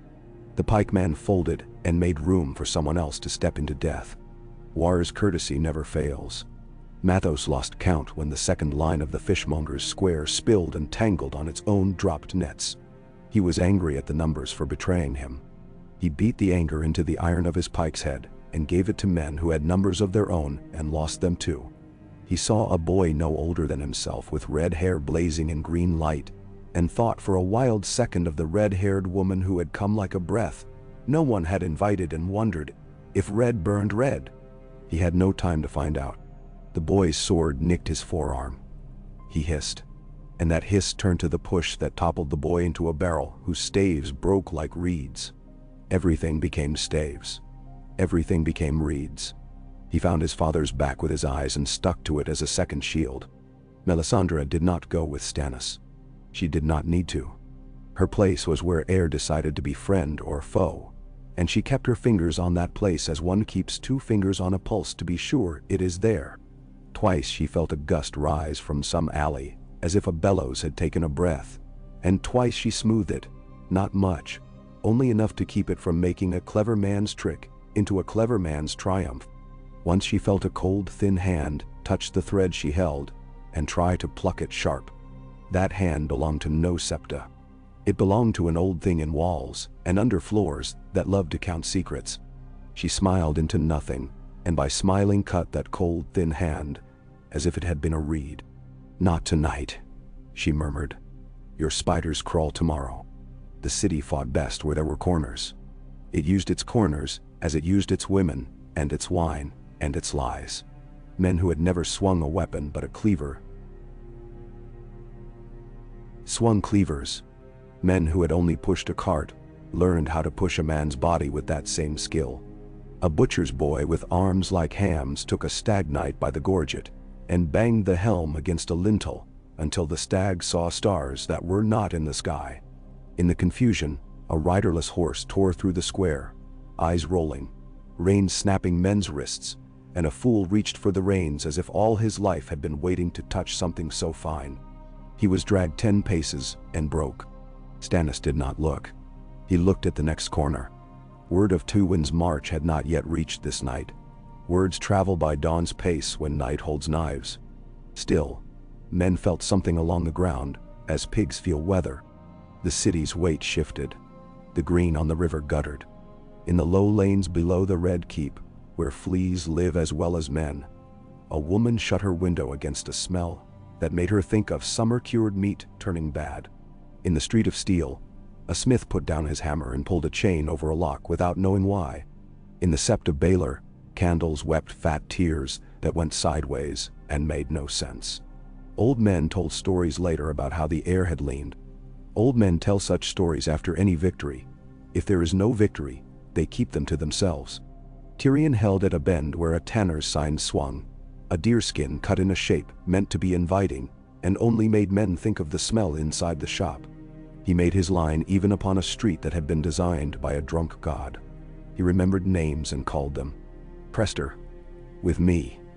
Kettleblacks, if you're brothers you can bloody well fight like it. Boros, move your men.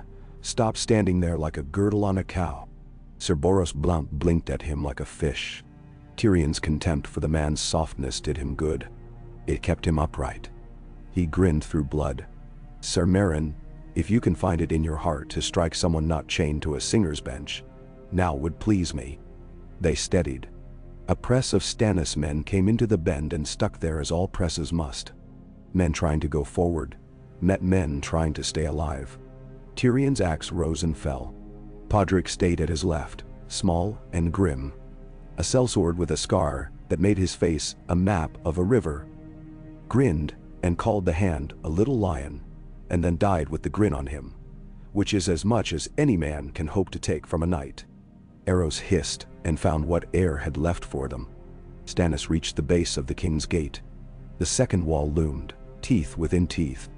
Ladders went up, hooks bit, ropes' fibers sang. A stone dropped from above and took a man with it, and made him a question and an answer. A pot broke and did not flame, and men muttered and looked about for the reason, and found none they loved. The king took the ladder himself, because a king's weight is the thing that makes ladders hold. "No," a voice said behind him, a Florent voice, and Stannis did not turn because the voice should have known better. He put his foot upon the rung. The ladder shook like something that wanted to be a snake, and remembered it was wood. He went up. Davos did not follow the king up the ladder because his place was where the men below would need to become men again, when those above fell. He planted himself at the ladder's foot, with his axe held low, making a little house under the ladder's legs for the living to return to. Mathos lifted his pike to keep the space clear for falling men, because you must take care not to be under a man when he returns from a wall. It doubles the dying and robs both deaths. Above, the king climbed into a rain of bad gifts. He did not pause. He did not look down. He put his foot upon the next rung, and the next. 2 rungs beneath the parapet, a spear came at Stannis' face as if it had been born that instant for that one purpose. The king's sword moved no more than a hand's breadth. It knocked the spear's tongue aside. His shoulder turned. He emerged onto the lip, a man birthed by ladders. He hit the first man with a blow that made more sound than blood because armor will do that. He hit the second, and that one screamed, because the iron had not found enough iron beneath. Men pressed to him, and the ladder swayed under the weight of those who sought to join him, and for a hummingbird instant, all the men on the ladder were one creature that wanted 2 opposite things, and failed at both. Then the first of Stannis' guard came up, and the creature became men again, and the wall was a place where Stannis lived, and the enemy died. That is what men behind said later. Men in front did not have time to find those words. Tyrion felt it, the king upon the wall, and grimaced. 7 hells, he muttered. Then liked the familiarity of saying what the Septus had taught him to scorn. He is a stubborn piece of iron. He did not hate Stannis. He hated that he might have to kill him. He raised his axe and found a man's jaw with it, and found, with satisfaction, that a jaw has no armor that does not break when asked in the right tone. News and rumor run like rats through a battle. They are seen by some and imagined by more and believed by those who need to. "The king upon the wall," someone cried, and 100 men went pale or red and did not know which color meant what. "The mud gate is ours," someone else shouted, and men shouted it too because they had to shout something. "The hound has fled," a third voice whispered, and the whisper ran farther than any cry would. Truths and lies braided and made a rope that men hung upon to pull themselves out of fear or into it. In the Red Keep, Cersei smiled at a jest no one had made. "He runs," she said to no one and to all. Of Sandor. "Dogs will run when someone sets the right fire." She drank. Sansa looked down into her lap and saw that her hands were steady. That fact pleased and frightened her, which is how growing up feels when the world is burning. Melisandre felt a coldness like a thought from far fields where men ride in tight squares with banners that smell of roses. It had not arrived. It had set its face toward the city and had made camp upon roads made for kings. Its captain wore contempt for magic in as honest a way as Stannis wore contempt for lies. She smiled again, slightly, because he would be interesting. Not yet. She breathed and gave the wind another small kindness. turning it from a lane where Tyrion's men had stacked pots they meant to use and letting it love a different street, where their fuses had mismeasured will to burn. On the king's gate, Stannis made a wedge of himself and drove his guard in behind, and the wedge cut bread. He had no time for triumph. Triumph is a morning food. He needed night meat. "Hold here," he said to a man who had been a lord all his life, and hated to be told what to do and loved that it was this man telling him. "Bring more." He turned. He looked down over the lip into the city beyond. Like a man looking into a room he means to own, and found his jaw setting against pity. In the street below, a boy cowered under a cart with his hands over his ears, as if that would keep them. Stannis looked away. Pity is like wine in war. A little will steady you. Too much makes you drown. Davos took 3 steps forward and found himself in a little square where a statue of a woman with a jar stood. Water had once poured from the jar into a basin where children would have thrown buttons and wishes. The basin held ash, and the woman's face wore soot. A Lannister man backed into the square and then turned when he felt its shape change, and saw Davos, and looked as if he were about to tell him a story, and then Davos' axe made his mouth forget it. Mathos to his right cried out, and Davos turned in time to see his son's pike trapped between the hafts of 2 bills that pinched it like an offended ant's fingers. He flung himself at the nearer man and knocked him back with his shoulder, and Mathos dragged his weapon free with a grunt that had his teeth in it. "Father," Mathos said when he had breath. And Davos did not tell him not to call him that. "You do not pretend strangers in a night like this." "There will be a moment," the boy said, and it took Davos a heartbeat to understand he meant the battle, not some private hope. "There will be a slackening. We must make the most of that one beat." "Then it's her." "There's always a moment," Davos said, and for a flicker wondered who had put Melisandre's words in his mouth like that. "If your eyes are open when it comes." They were. It came with the strange hush that sometimes hangs between peals of thunder. The bells sauntered into silence.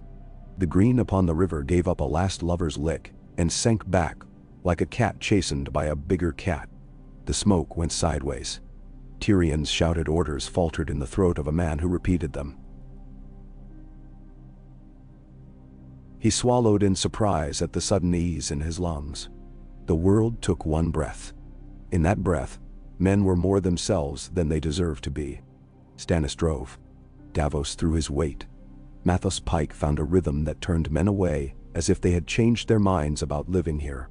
Melisandre lifted her hand palm outward and felt a hand far away lift palm to hers through stone and air and time.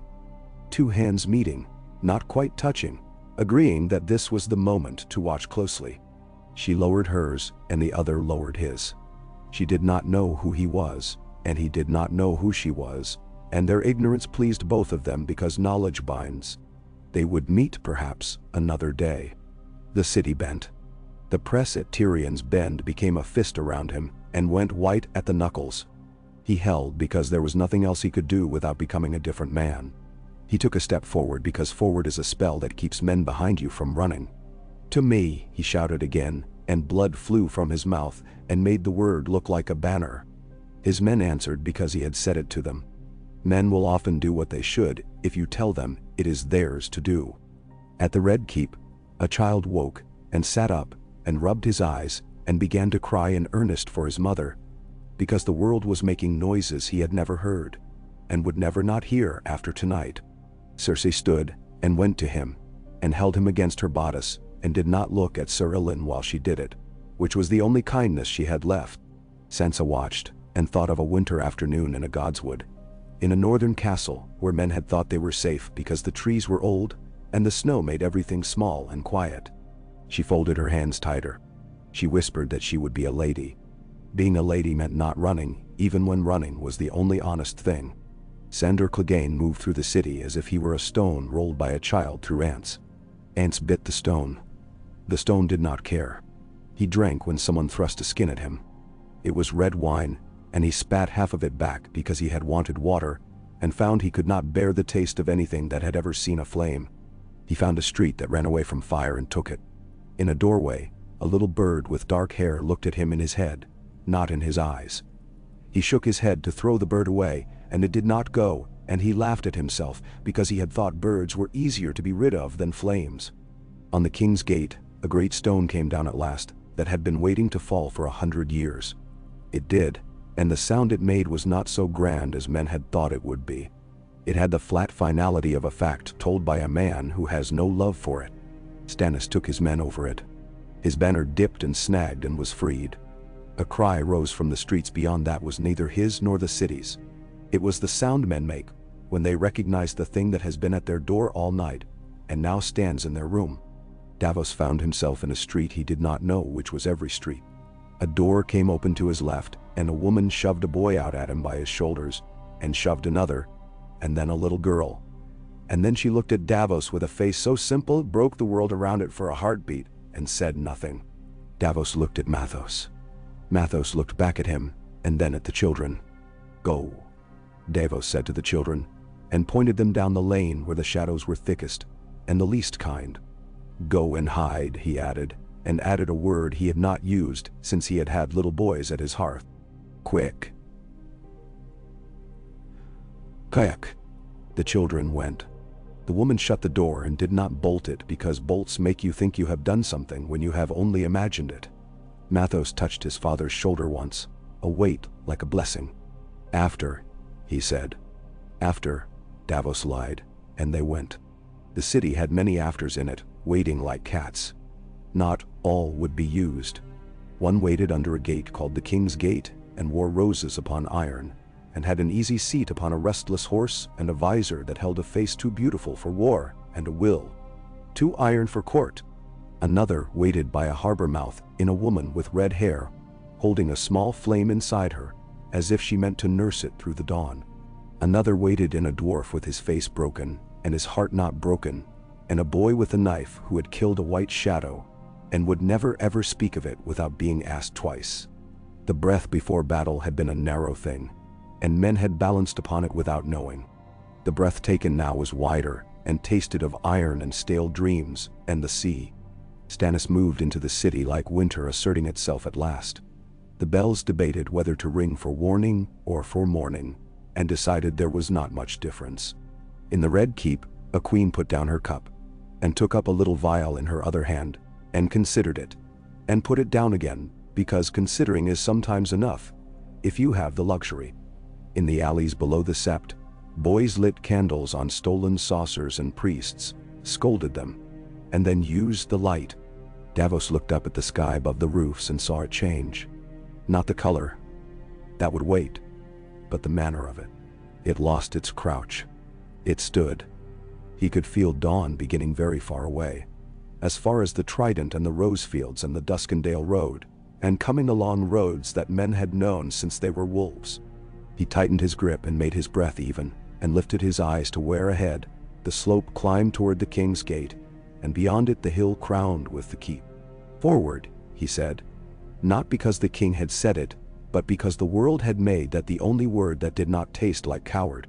Behind him, Melisandre's ruby pulsed once, twice, then steadied into a dull red that did not blink. She smiled. Not triumph. Not yet. But the smile one gives a flame when it has taken, and will not go out for lack of breath. Not yet. She whispered again to the thing far on the road that smelled of horse and old gold, and the riverlands. "We are not finished here." Then she lifted her face to the city, and felt its hatred, and its need, and its wickedness, and its weary goodness, as if they were all the same heat, and spread her fingers to it, like a woman to a hearth. Ka. The first houses beyond the fish market wore the night like gilt, crouched stone with crooked hats of tile.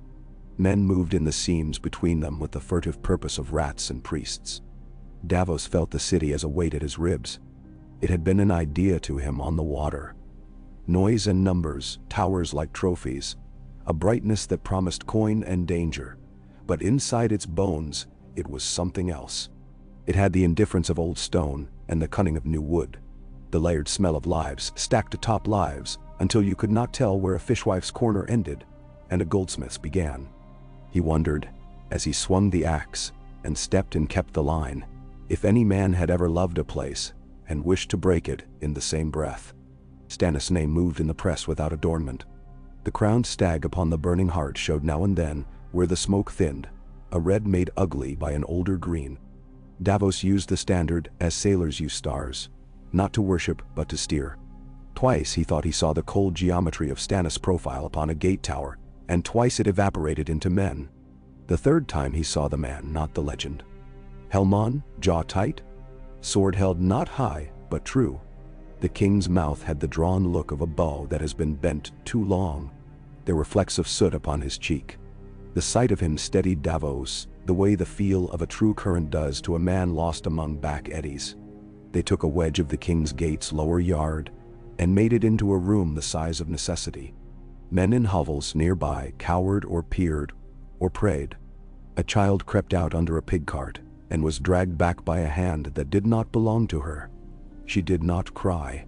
A fat man in a tanner's apron tried to hand someone a cleaver, and then realized he had given away his only tool, and snatched it back, and hugged it to his chest as if it were a child.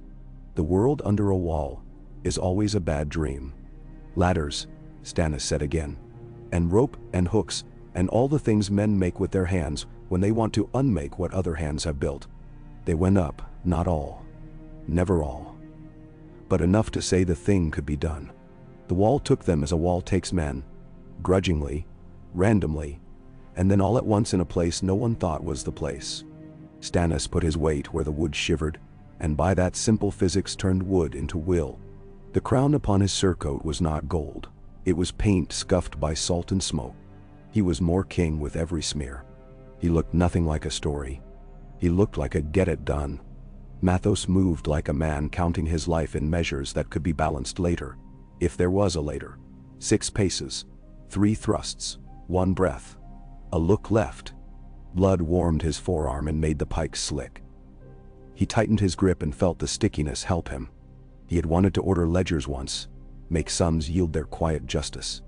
Tonight he found justice came at the end of iron, and did not balance so much as silence a column by subtracting it entirely. A lad in Lannister red took him by the wrist and tried to twist his weapon away. Mathos gave him his forehead instead, a bony truth that left them both blinking. Davos took the lad's leg at the knee and the problem was cancelled. Father and son breathed, swore, went on. They did not say each other's names. They would have lost them if they did. On the parapet above, where the wall's edge turned men into figures cut out of dark paper, Tyrion Lannister made space from clutter. His world was the 5 feet in front of him, and the 3 to the side that held Podrick. His cheek burned in a line the width of a knife's pinion. Blood ticked from his chin like a leak in a badly soldered pipe. He thought of the man who had thrust at his throat from behind the white cloak's anonymity, and set that thought aside with care, as one sets aside a hot pan for later. Not now. Now he needed the parts of himself that were useful. The eye that reads a room and finds its hinge. The temper that turns into a cudgel when there is no time for wit. Shields tight, he barked. Close them as if they are nuns, and you are bachelors. Men laughed because laughing is the trick that keeps fear from breeding. They tightened. He looked down along the stair toward the postern, and saw a burned face there in memory. And in fact, and then, not there. The hound had gone. The knowledge pinched something in him that had nothing to do with courage or its lack. It was the cruelty of fire. That it could make a hard, ugly man into a frightened boy again without asking leave of his history. He hated the fire more for that than for all the dead. Lancel found him a heartbeat later with his hair stuck to his brow and his mouth white. "You're..." he began, then remembered that this was not the king and swallowed, and that small correction was the most useful thing he had done that day. The king returns to the keep. "Good," Tyrion snapped. "Because a truth told with a taste of bile is still good. Let him return his courage there as well. Find men with real faces who will stand. We hold here until my father..." He almost choked on the word because it tasted of pride, disguised as disdain. "Until our relief comes. And if it does not, we hold anyhow, because if I die here I will die angry, and that is better than dying afraid." He bared his teeth at the boy without humor. "Tell Cersei that if I live, I will come drink all her wine to keep it from spoiling. Tell her that while ducking, if you value your skull." "Monsieur." Lancel went, moving stiffly, and Tyrion turned again to the work. He thrust, he shouted.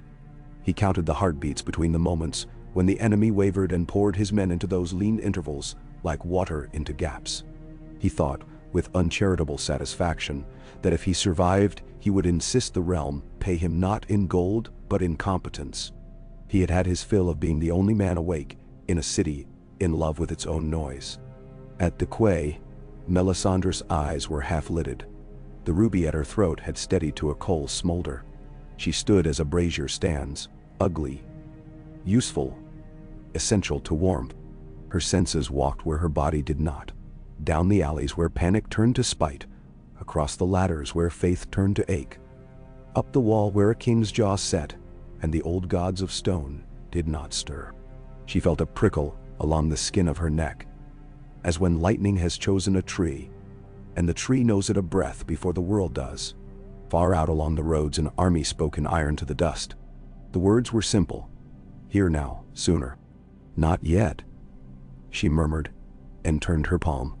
The wind that had gentled the green into sulk went sideways down a lane where 3 brave men with fuses poised had meant to play at dragons. Their fuses sputtered and complained and asked for patience. They did not find it in themselves and decided to live longer. Melisandre did not smile at that small mercy.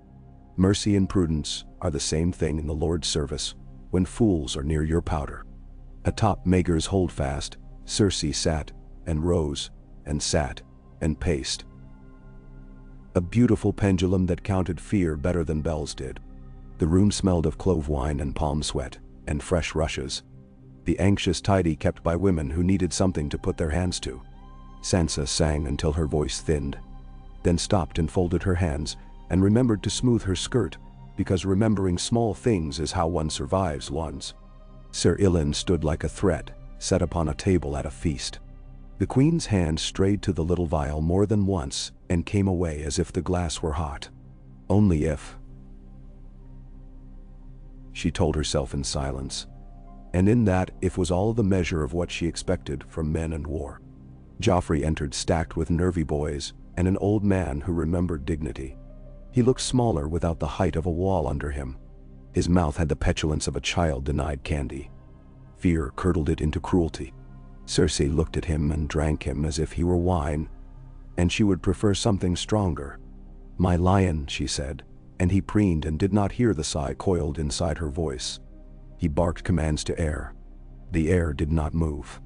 He was a king. He was a boy. The room knew both, and loved neither.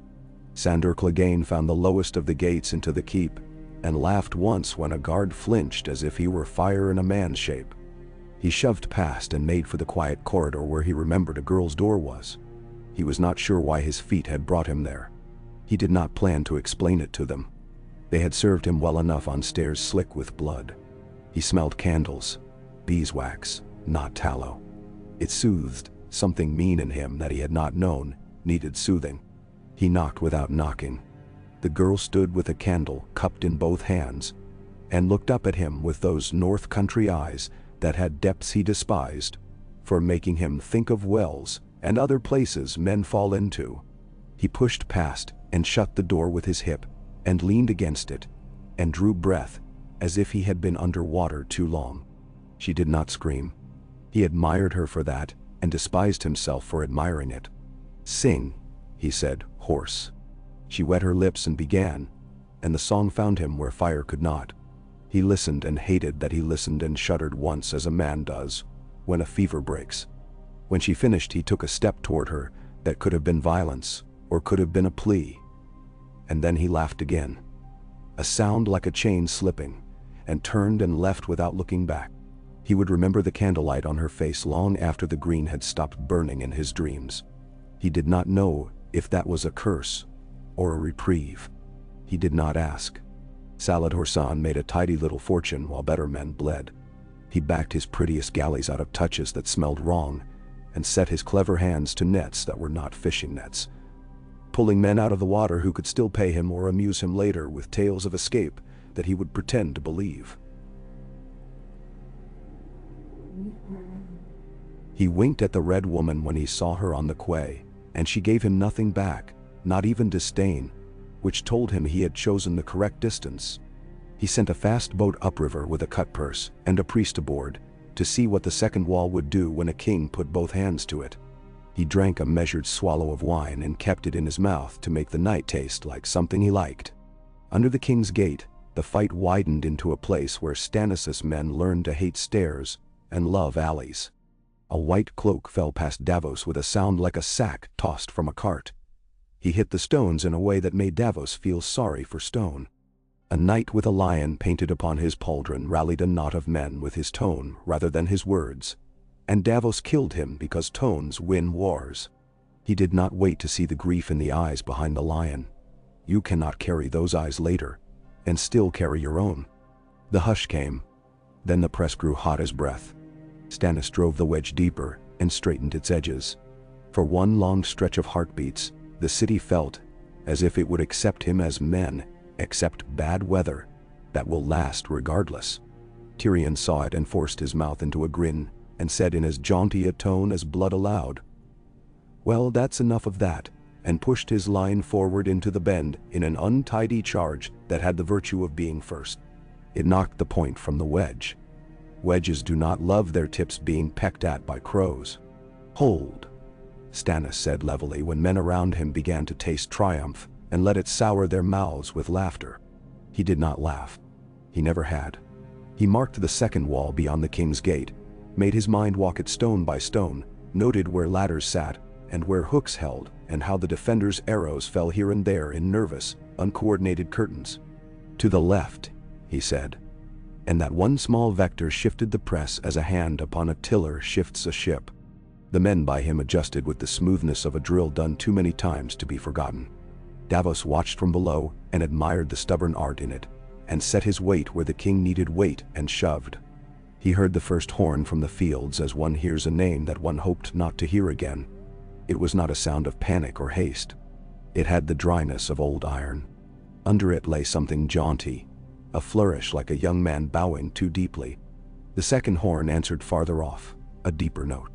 Men on the wall turned their heads as dogs do when a sound comes from far and fills a room regardless of walls. On the Roserad, dawn unrolled itself at last and found an army in good order. Banners moved like colored fish. Lions rippled. Roses nodded. A huntsman with bow bent pranced along a green field. Red grapes hung fat upon purple cloth. The Mander flew where it had no business, far from White Harbor. But the gold that paid for the canvas belonged to the Reach, and the cleverness that had called them belonged to a Lannister.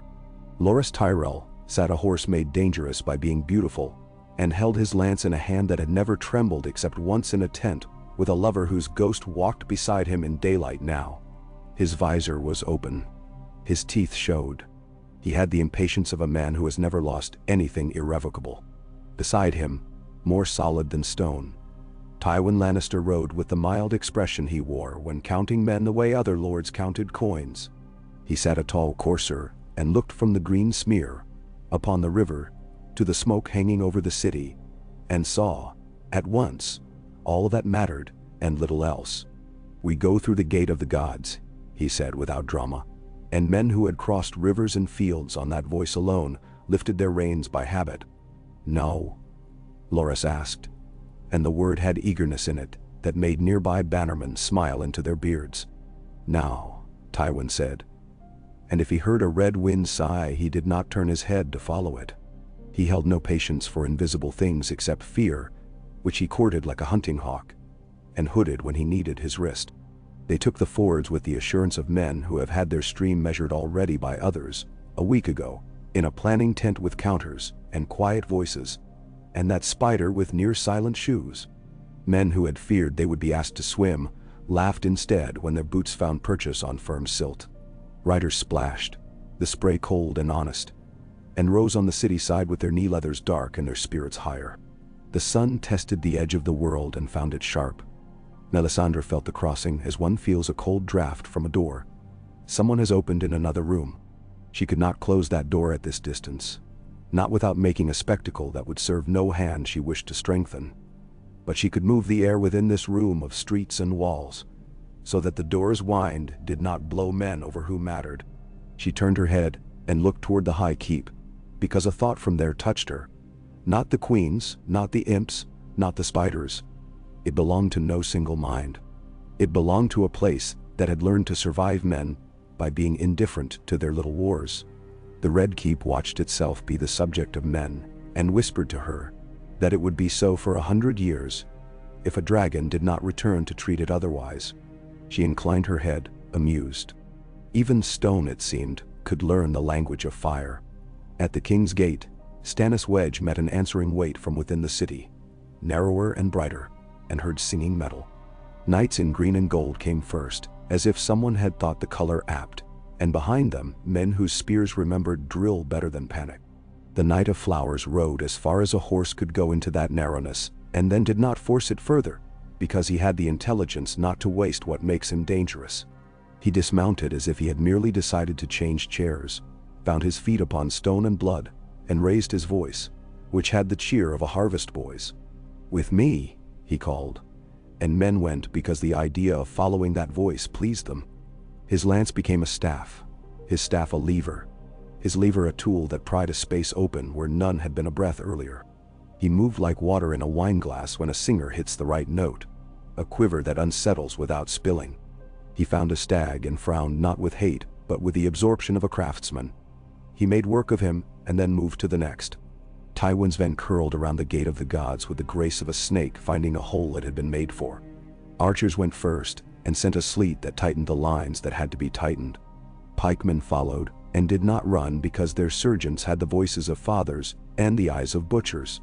The gold and green tide poured, but not as flood.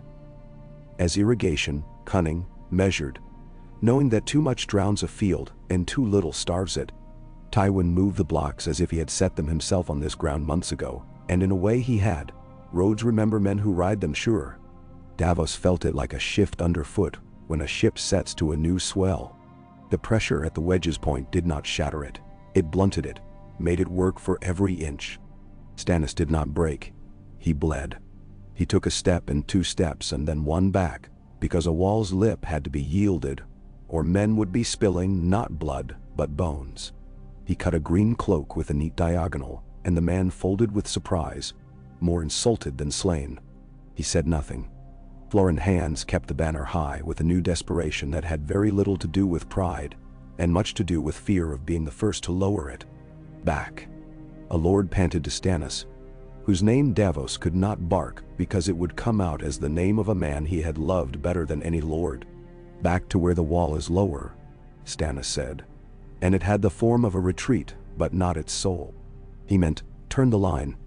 Take the second tooth on the jaw's other side. "Davos," he said then, "because men call a man's name when they need something only that man can give. Hold this and then hold that and then hold what is made between them." "Matt!" He stopped himself as if he had nearly said a boy's name by accident, and did not allow the stumble. "Your son," he said instead, eyes flicking once to the pike to Stannis' right. "Keeps the center. He is steady. Keep him steady." "I will," Davos said, and meant 2 oaths with it. The king's task and the father's. They held, then moved, then held again. It had the rhythm of a poem Davos did not know the words to, but could clap along with. The pressure from within the city thickened and grew purposeful. The Knight of Flowers found a step that had seen too many winters and made men fall over it neatly, like grain into a scythe. Randall Tarley's men made a wall of points that did not glitter, but did not move, and from behind it, men with crossbows put small iron quarrels into the air with the boredom of men who have practiced, until even killing cannot wake their interest. Tywin Lannister's banner made a small bar of color at the edge of Davos' sight and stayed there, never tantalizing him with the promise of reach. It was discipline to move a banner so stingily. It made Davos hate and admire the man in equal measures. Tyrion, on his stair, felt relief move through his line like brandy. He did not trust it, but he used it. "Forward," he said, "and together.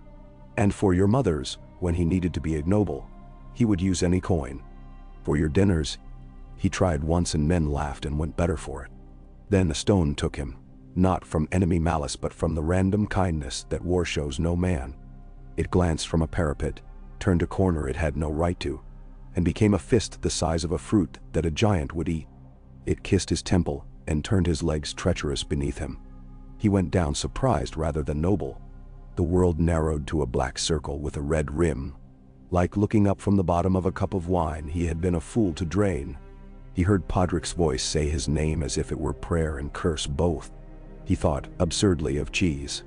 Podrick got him under the arms because nobody else would in that moment when men were busy being brave. He dragged him, and the slope of the stair made that easier than it had any right to be. A bolt cracked the stone near his heel and made a bright chip that flew up and cut his cheek, and he did not notice. He got his lord to a shadow that was not safe but was less murderous and said, calmly and firmly to a captain he did not know, "Hold where he held," and the man, hearing a boy speak in a man's voice, did it because he had wanted to anyway and needed an excuse. Cersei heard a cheer from men whose voices she despised and felt her shoulders loosen, though she wanted to stay angry enough to whip them when they came home to her. "They come," someone said. "The Hand's father comes." Cersei smiled with her mouth only. In her mind she saw Tywin's face when he took the city from a brother and a husband in the same morning, with a son on the throne who was neither. She drank and put down the cup and walked to the little vial and touched it and told herself again. Only if. Melisandre's palm cooled. The green sulk had ripened into sullen sleep over most of the river. Where it clung, it did not love itself as it had loved itself at first. The red heat in the chain had died into a memory. She could make the wind do no more without asking the city to look at her, and she did not wish that. She had spent enough coin for a night. A breath here, a hand there, a thought pressed at the right angle against the hinge of a chain. Her lord liked frugality better than pyres that failed. She considered the roads in the keep and the two men who thought themselves the day's instruments, and smiled at the thought that they were right and wrong at once. She breathed. Slow. She waited for the moment when men chose and told themselves the gods had. At the king's gate, the choice came in the form of a sound that only men who had held parts of a wall long enough recognize. The redoubled thump of fresh shields behind the first line. The ordered clatter of a ladder going up where already 3 had been shrugged off. The wipe of a sword upon leather by a man who had not yet used it and was keen to. Stannis men, who had learned to read the city's breaths, looked at one another with the grim joy of men who have been given more work than a man should bear and intend to bear it. Again, Stannis said, and the word did not tremble. He put his foot to the first rung of a new ladder. This one had been hewn the day before, from trees that had not known they were meant for this. The sap was still sticky on its sides. Stannis's gauntlet came away tacky. He did not wipe it. Davos moved to anchor the base. Mathos set his pike to guard the ladder's flank. The men who had held an hour longer than they thought they could found an hour more in themselves. Then the reachmen came in earnest, flower bright, ordered. Riders where a horse could squeeze, men on foot in files, where slope and step forbade hooves. Loras Tyrell was their point, and to either side of him men who would write neat accounts of the day later, when their hands stopped shaking. Randall Tarley's voice cut through like a file through old iron. Behind them, men with the red and white of red wine found a rhythm to volley by even in streets that tried to ruin it. Farther back, the lion moved single and unhurried, and his mere arrival at the gate's foot stiffened spines the way a father's shadow does in a doorway. "Break," a Florent hissed to Stannis, meaning, "Turn, give ground to it now, we will live to press again." "Break, sire. We break after we have made their hold break," Stannis said. He was what he was, and men had followed him here because of it. He climbed. A spear went by his ear and sang like a gnat. He did not flinch. A shield above shifted to catch him and did. His guard's sword opened a mouth in it to speak blood. He made the lip, stood, did the ugly work. His foot slipped on something that might have been moss, and might have been a man's lips. He gained it again, and did not look to see which. The burning heart upon his surcoat shone dull like a coal under ash. It did not go out. They held, and then they did not. The difference between those two states is sometimes a breath, and sometimes a banner slip, and sometimes a voice from behind saying a name. The reach swayed, slanted, and just sufficient, made Stannis' wedge grind its teeth and then lose one, then another. The center where Mathos held grew thin not from fear but from Math. Davos felt it and moved as one moves to catch a falling pot without thinking which hand is where. He stepped into a place that should have been occupied by a man who lay at his feet, made of parts now. He took a blow on his shoulder that hummed to his elbow and chose not to feel it. He saw his son's mouth shape something flat and reasonable in the middle of chaos. A count, perhaps, and loved him for it so suddenly and so hard that it hurt like a bruise struck twice. "Back," Davos said at last, because he was the man who had to say it. "Back," he roared like a sea, and the men who knew his voice followed it as ships do a beacon. "Hold there," he added, pointing to a lower notch on the wall line where a jut of stone made a mean little bastion.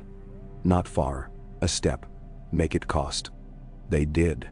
Stannis, 2 men above, heard him without seeming to, and stepped back when stepping forward meant squander. He did not like to yield a fingertip. He yielded a finger because a hand was needed after dawn. The Night of Flowers let them go as a hunter does a stag that moves toward a better place to take it. He did not gloat. He had the good sense not to. He put his men where the street narrowed and the line would become a chute. He set archers upon a roof leftward. He watched, cool behind the visor again now, for the moment when white becomes collapse.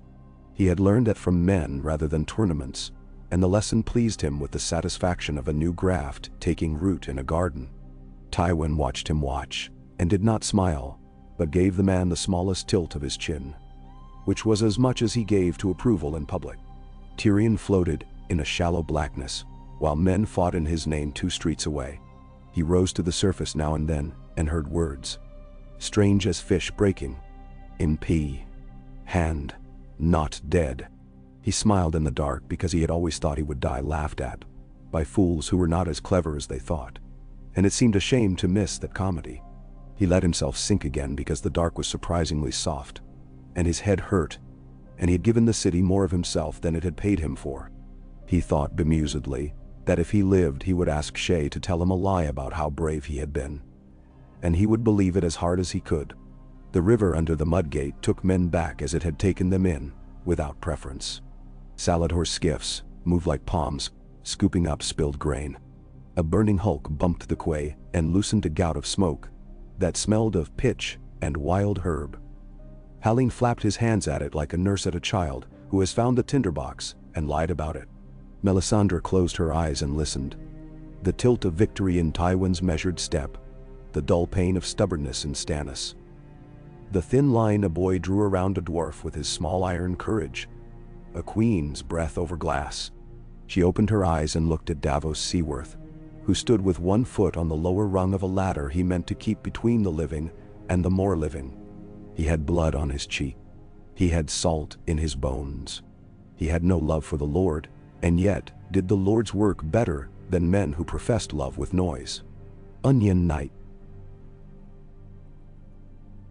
she said softly enough he might not hear under the clangor.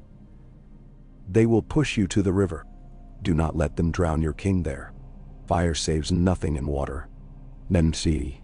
Then we will save him on wood," Davos said, not looking at her, and that was as much of a prayer as he would ever offer. He raised his axe again and set his teeth, and picked the place where it would do the most humdrum, necessary work. Stannis gave the ground and gave it again, and made each step backward smaller than the last. He did not run. He did not allow running. He made men turn about when they must, and face what followed, as if it were the debt collector they had always known would come. He took a blow upon his helm that rang, and kept his feet without swaying.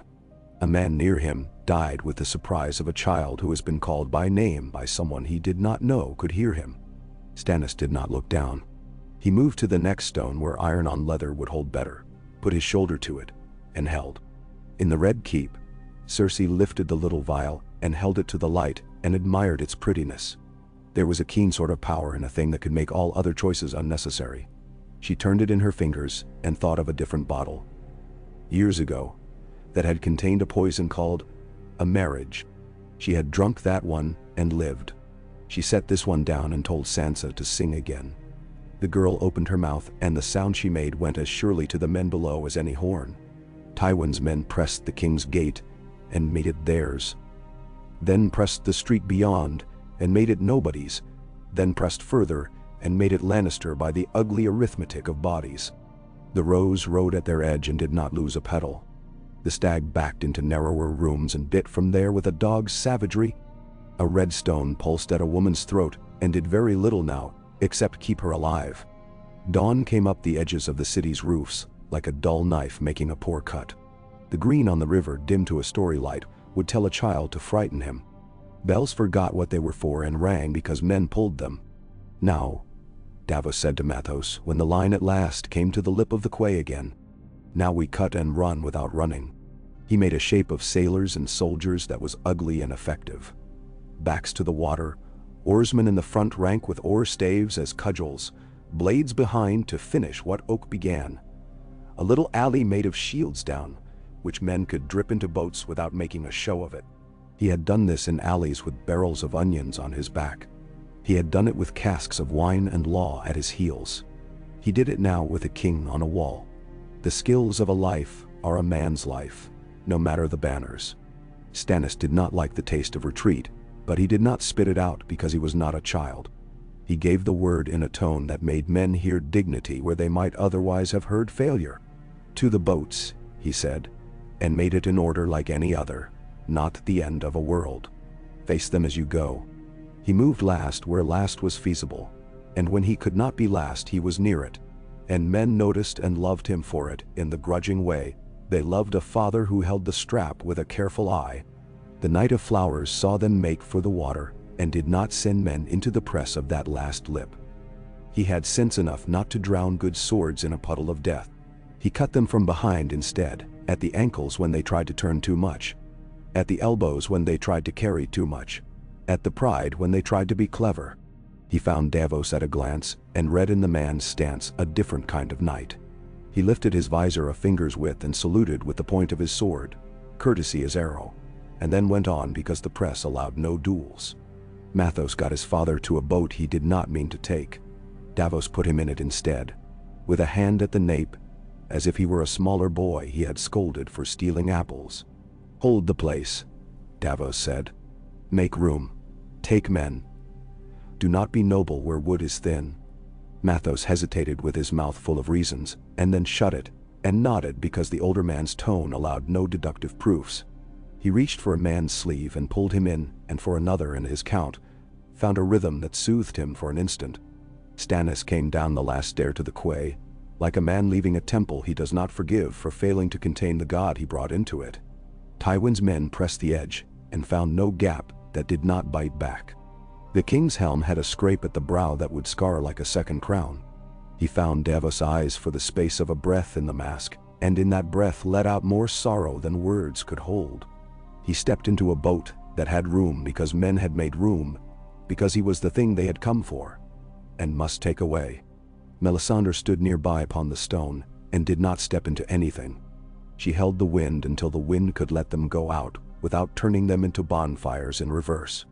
Arrows came, casual, pissed off, as if even shafts grew tired of their own virtue. One kissed the water near Mathos' hand and spun, a little wheel of spite. He ducked, then laughed at himself for ducking, and then turned to haul another man in, and made the number 10 with his fingers, in a way that always pleased him. He did not see the oar blade that rose behind and then fell. It missed him by the width of a prayer, struck the gunwale, sprang, cracked, and went away into the press where another man would curse it for bruising his shin. Chance is as lazy as gods are busy. The fury backed water with a steadiness that made Davos want to kneel and kiss her timber. The Black Betha slid away like a well-behaved thief. Saladhor's pretties kept their noses to the current's truth and stayed out of melodrama. The last of the men to leave the quay turned to face the press one more time and found their legs empty.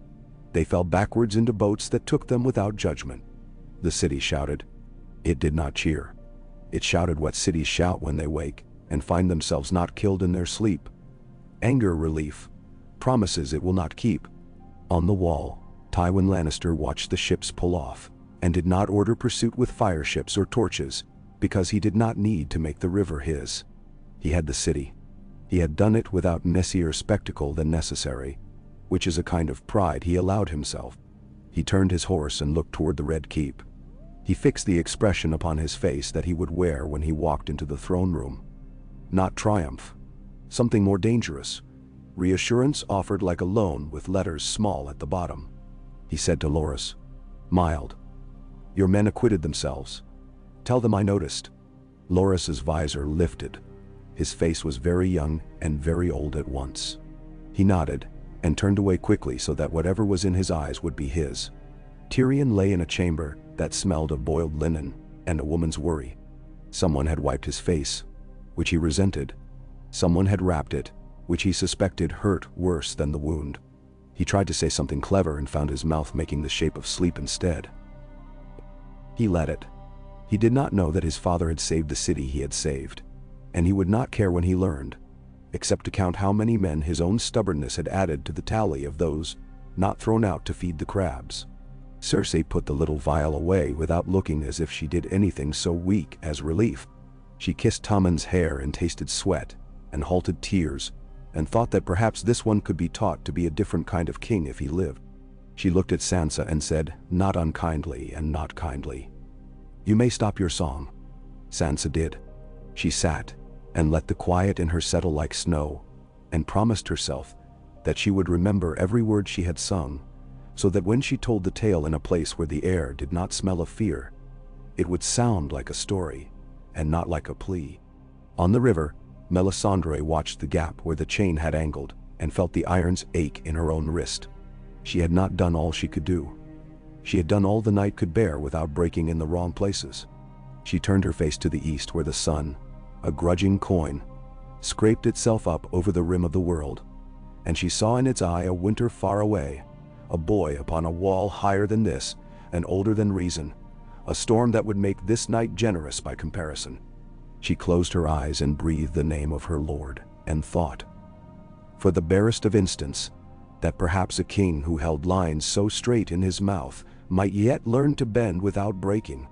She did not put the thought into the air. Thoughts like that catch fire too easily.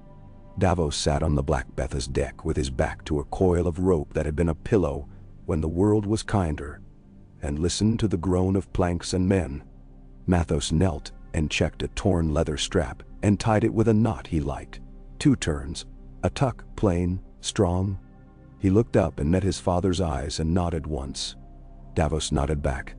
They did not speak, because speaking would pull at something inside them that must not be pulled. The Fury moved alongside and Stannis stood at her rail and looked at the city as if it were a ledger with too many lines in the wrong columns. His face gave nothing. Men looked at that face and found in it the permission to be miserable and the instruction not to be broken. On the gate of the gods, a column of dust climbed and hung, and then was gone. In the gallery of the Red Keep, a lion's shadow fell across a boy's crown. In the streets below, men stepped over other men and did not look down because looking down is for after. On a roof near the king's gate, an old woman took down a line of shirts she had hung in hope this morning and found them damp with more than dew. She wrung them out without changing her face. In the sept, candles guttered, and someone relit them out of habit. The river moved, indifferent as always, carrying with it ash and splinters, and the taste of salt and victory and loss, which are the same thing when you have had just enough of either. When the dawn was full and honest, Tywin Lannister walked into the throne room and made a number of things true by standing where other men had meant to stand. He would hang a story upon that moment on the morrow. The story would be neat. It would leave out the smells and the random stone that struck a dwarf, and the red woman's hand upon a wind, and the way a smuggler's fingers know a gate's lever by feel alone. Stories do that. They polish what happened until it fits in mouths and cups. On the Blackwater, Davos took his hat off because that is what a man does when the dead have exacted their tithe and the living have counted themselves and found themselves wanting. He put it back on because the sun would be unkind. He stood. "To Dragonstone," he said, because the choice had been made for them, and also because it had been made by them, which is how real choices work. The oars dipped. The ships turned. The city behind them smoldered and preened and wept. The sea ahead was a mirror that had not decided what to reflect. Behind Davos, Melisandre stood with her hands folded and watched the light grow stronger. She had seen a green knight choked at its throat, a chain weep red, a king hold and not break, a lion walk softly on hard stone, a flower bloom at a wall. She had not seen the end of any of it. The Lord's flames, when she would kneel before them again, would show her a winter road and a stag upon it, and a sword in fire that burned brighter than any potter's toy. But the flames would also show her an old man with salt on his hands, standing at a window in a castle of smoke, and saying a simple word to a king, and the king would listen. For now the oars beat the sea, and the city grew small, and the morning made even green fire look like an old tale told to children to keep them from playing with lamps. Stannis leaned upon the Fury's rail and measured what had been lost without blinking, and in that refusal to blink men found the beginning of their next certainty. Davos rolled his shoulders and felt the ache settle and made room in himself for the reckoning to come, which would have no place for comfort and a great deal for truth. He did not love truth as Stannis did. He loved men. The two loves would have to make a bridge if they were not to drown. The day went on as days do when they have seen too much of men's works in their mourning. The ships found the wind at last without needing a woman's hand to call it. The gulls remembered how to laugh. In the alleys of King's Landing men found coins and friends and knives and stories. On the Roserad the dust settled and rose again for other riders. In the Red Keep, a father considered a son. In Maegor's Holdfast a girl washed her hands and could not get the smell of wax and fear from them, and did not cry. And upon the Black Betha, two men who had been poor and proud before they were ever knights and kings sat with the sea under them, and felt the quiet. It would not last. It never did. But while it held, a breath wide enough to rest in lay across the water, and Davos, who had learned to be grateful to small mercies without asking them to be gods, took it into himself and let it out again, slow, as a promise that tomorrow would have room for other breaths, other choices, and the long, stubborn other choices, and the long,